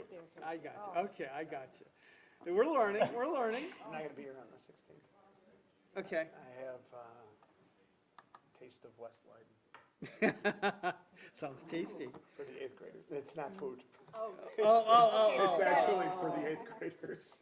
Forget it then. Penny's always got the food on the, in the chef, So, okay, in the group. so the National Board Certification, always a fun recognition. The second reading, we'll change that to first reading. That's right. And, what's the revised? What is that? I think it was just gonna finalize the January schedule. I think that's. Did we decide to stay with Tuesday? I can't remember now, Yes, I guess. I yes, thought we did. when Now, this was decided- adding to special This meetings. was the 22nd, the 30th. Oh, adding gotcha, all that, okay, yeah. okay. Anything else? We do not. We anticipate, no, blueprint discussion at this point, but no, there isn't Okay. anything else. So you think there will be another blueprint discussion here before, well, look, if you've got stuff that'll help us prepare for that next Maybe, meeting, yeah. we might. I don't know. You heard them, so we'll see. Okay. If it's there, Okay. then yes. Okay. Any future agenda items? Can I ask a question on the Tuesday night? I missed that meeting. I know why we were considering moving it to Monday. On a trial basis, we tried Monday. Why did we decide not to do that? Is that going on? I think it was just the sense of the board that Tuesday worked better for most people. And that if there were exceptions, that we would talk about moving the date? Like on an ongoing basis for that. Yeah, Well, if like, we've got a there- couple, if we you know. knew ahead of time, you know, like we would. Mondays would be better for me until, I mean, for what it's worth, until probably May, but, I mean, Yeah, I'll still make it to some. okay.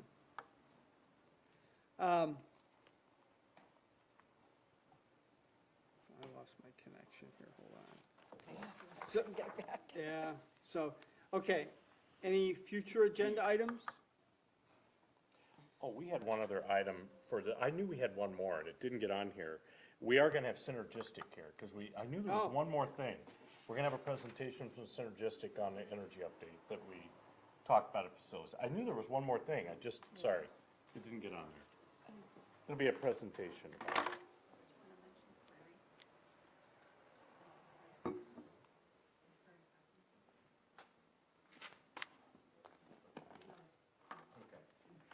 I knew there was one more thing. Okay, It's so- synergistic, so she'll add we reviewed synergistic that on at it. facilities a few days ago, and so we will bring that to show a year's worth of data with the energy stuff. Okay? Yeah. I knew there was one more thing, I couldn't remember what it was, off the top of my head. Brian, facilities committee for January. Oh, it's supposed to be on the 16th, It's that day, I think. Yeah. so we'll have to pick a different day. Well, I can come into town and then go back. The parent thing is until 7 in the evening, so I can do it. Different day, Joe. No, I'm at Leiden, it's just the other side of the airport. We could postpone this. We I can mean, pick a different date, so then you don't have to go back and forth. there won't be a lot of huge facility items. I mean, we could do it, I can ask for another Thursday, like at 12:30, if that works, and then you can still get everything into the pack, like we did That's last true. time. Yeah. I'm not I sure can that check we're that. gonna have anything like Yeah, that. now, I mean, with bids we're for not as the, time sensitive on the stuff that the we're doing air now. Are we handling gonna have units any can be major back items then. on facilities? That's what I was wondering for January. Do you know off the top of your head? All those HVAC units are still on the, Probably not. How about, let's leave it on for now, unless you guys have a scheduling issue, and then we can all, like, after the, let's see what we're at, like, first week of January? yeah, leave it on there, because like I said, I could come in and then I just would have to scoot out of there not in time to be able to get back to work by, 6:30 to make sure everything's set up the right way. Right now, it looks like we may be able to cancel it, but let's leave it on for now and see what we're looking at. We could even move it to the 18th, like I said. Okay, I mean, I yeah. got the Thursday, we can do like an afternoon thing and still be able to get it into the board packets or whatever we decide on. Yeah. We're fine. Yeah, we'll let you know. Okay. Okay. Anything else before we start to close up? Is there a motion to maintain the confidentiality of closed session minutes? So moved. Second. All in favor, say aye. Aye. Any opposed? Okay, motion passes. Before we adjourn, we haven't had a good hotly debated 4-3 vote in a while, and I think for this board it might be the first, but I thought it was a good conversation, right? Good example of an issue where reasonable people can, agree to disagree, and I thought we handled it and processed it well. With that, I will entertain a motion to adjourn. So moved. Second. All in favor, say aye. Aye. Opposed? Motion passes. We are adjourned. Merry Christmas, happy holidays to everyone. Enjoy the break. We'll come back in January refreshed. Okay.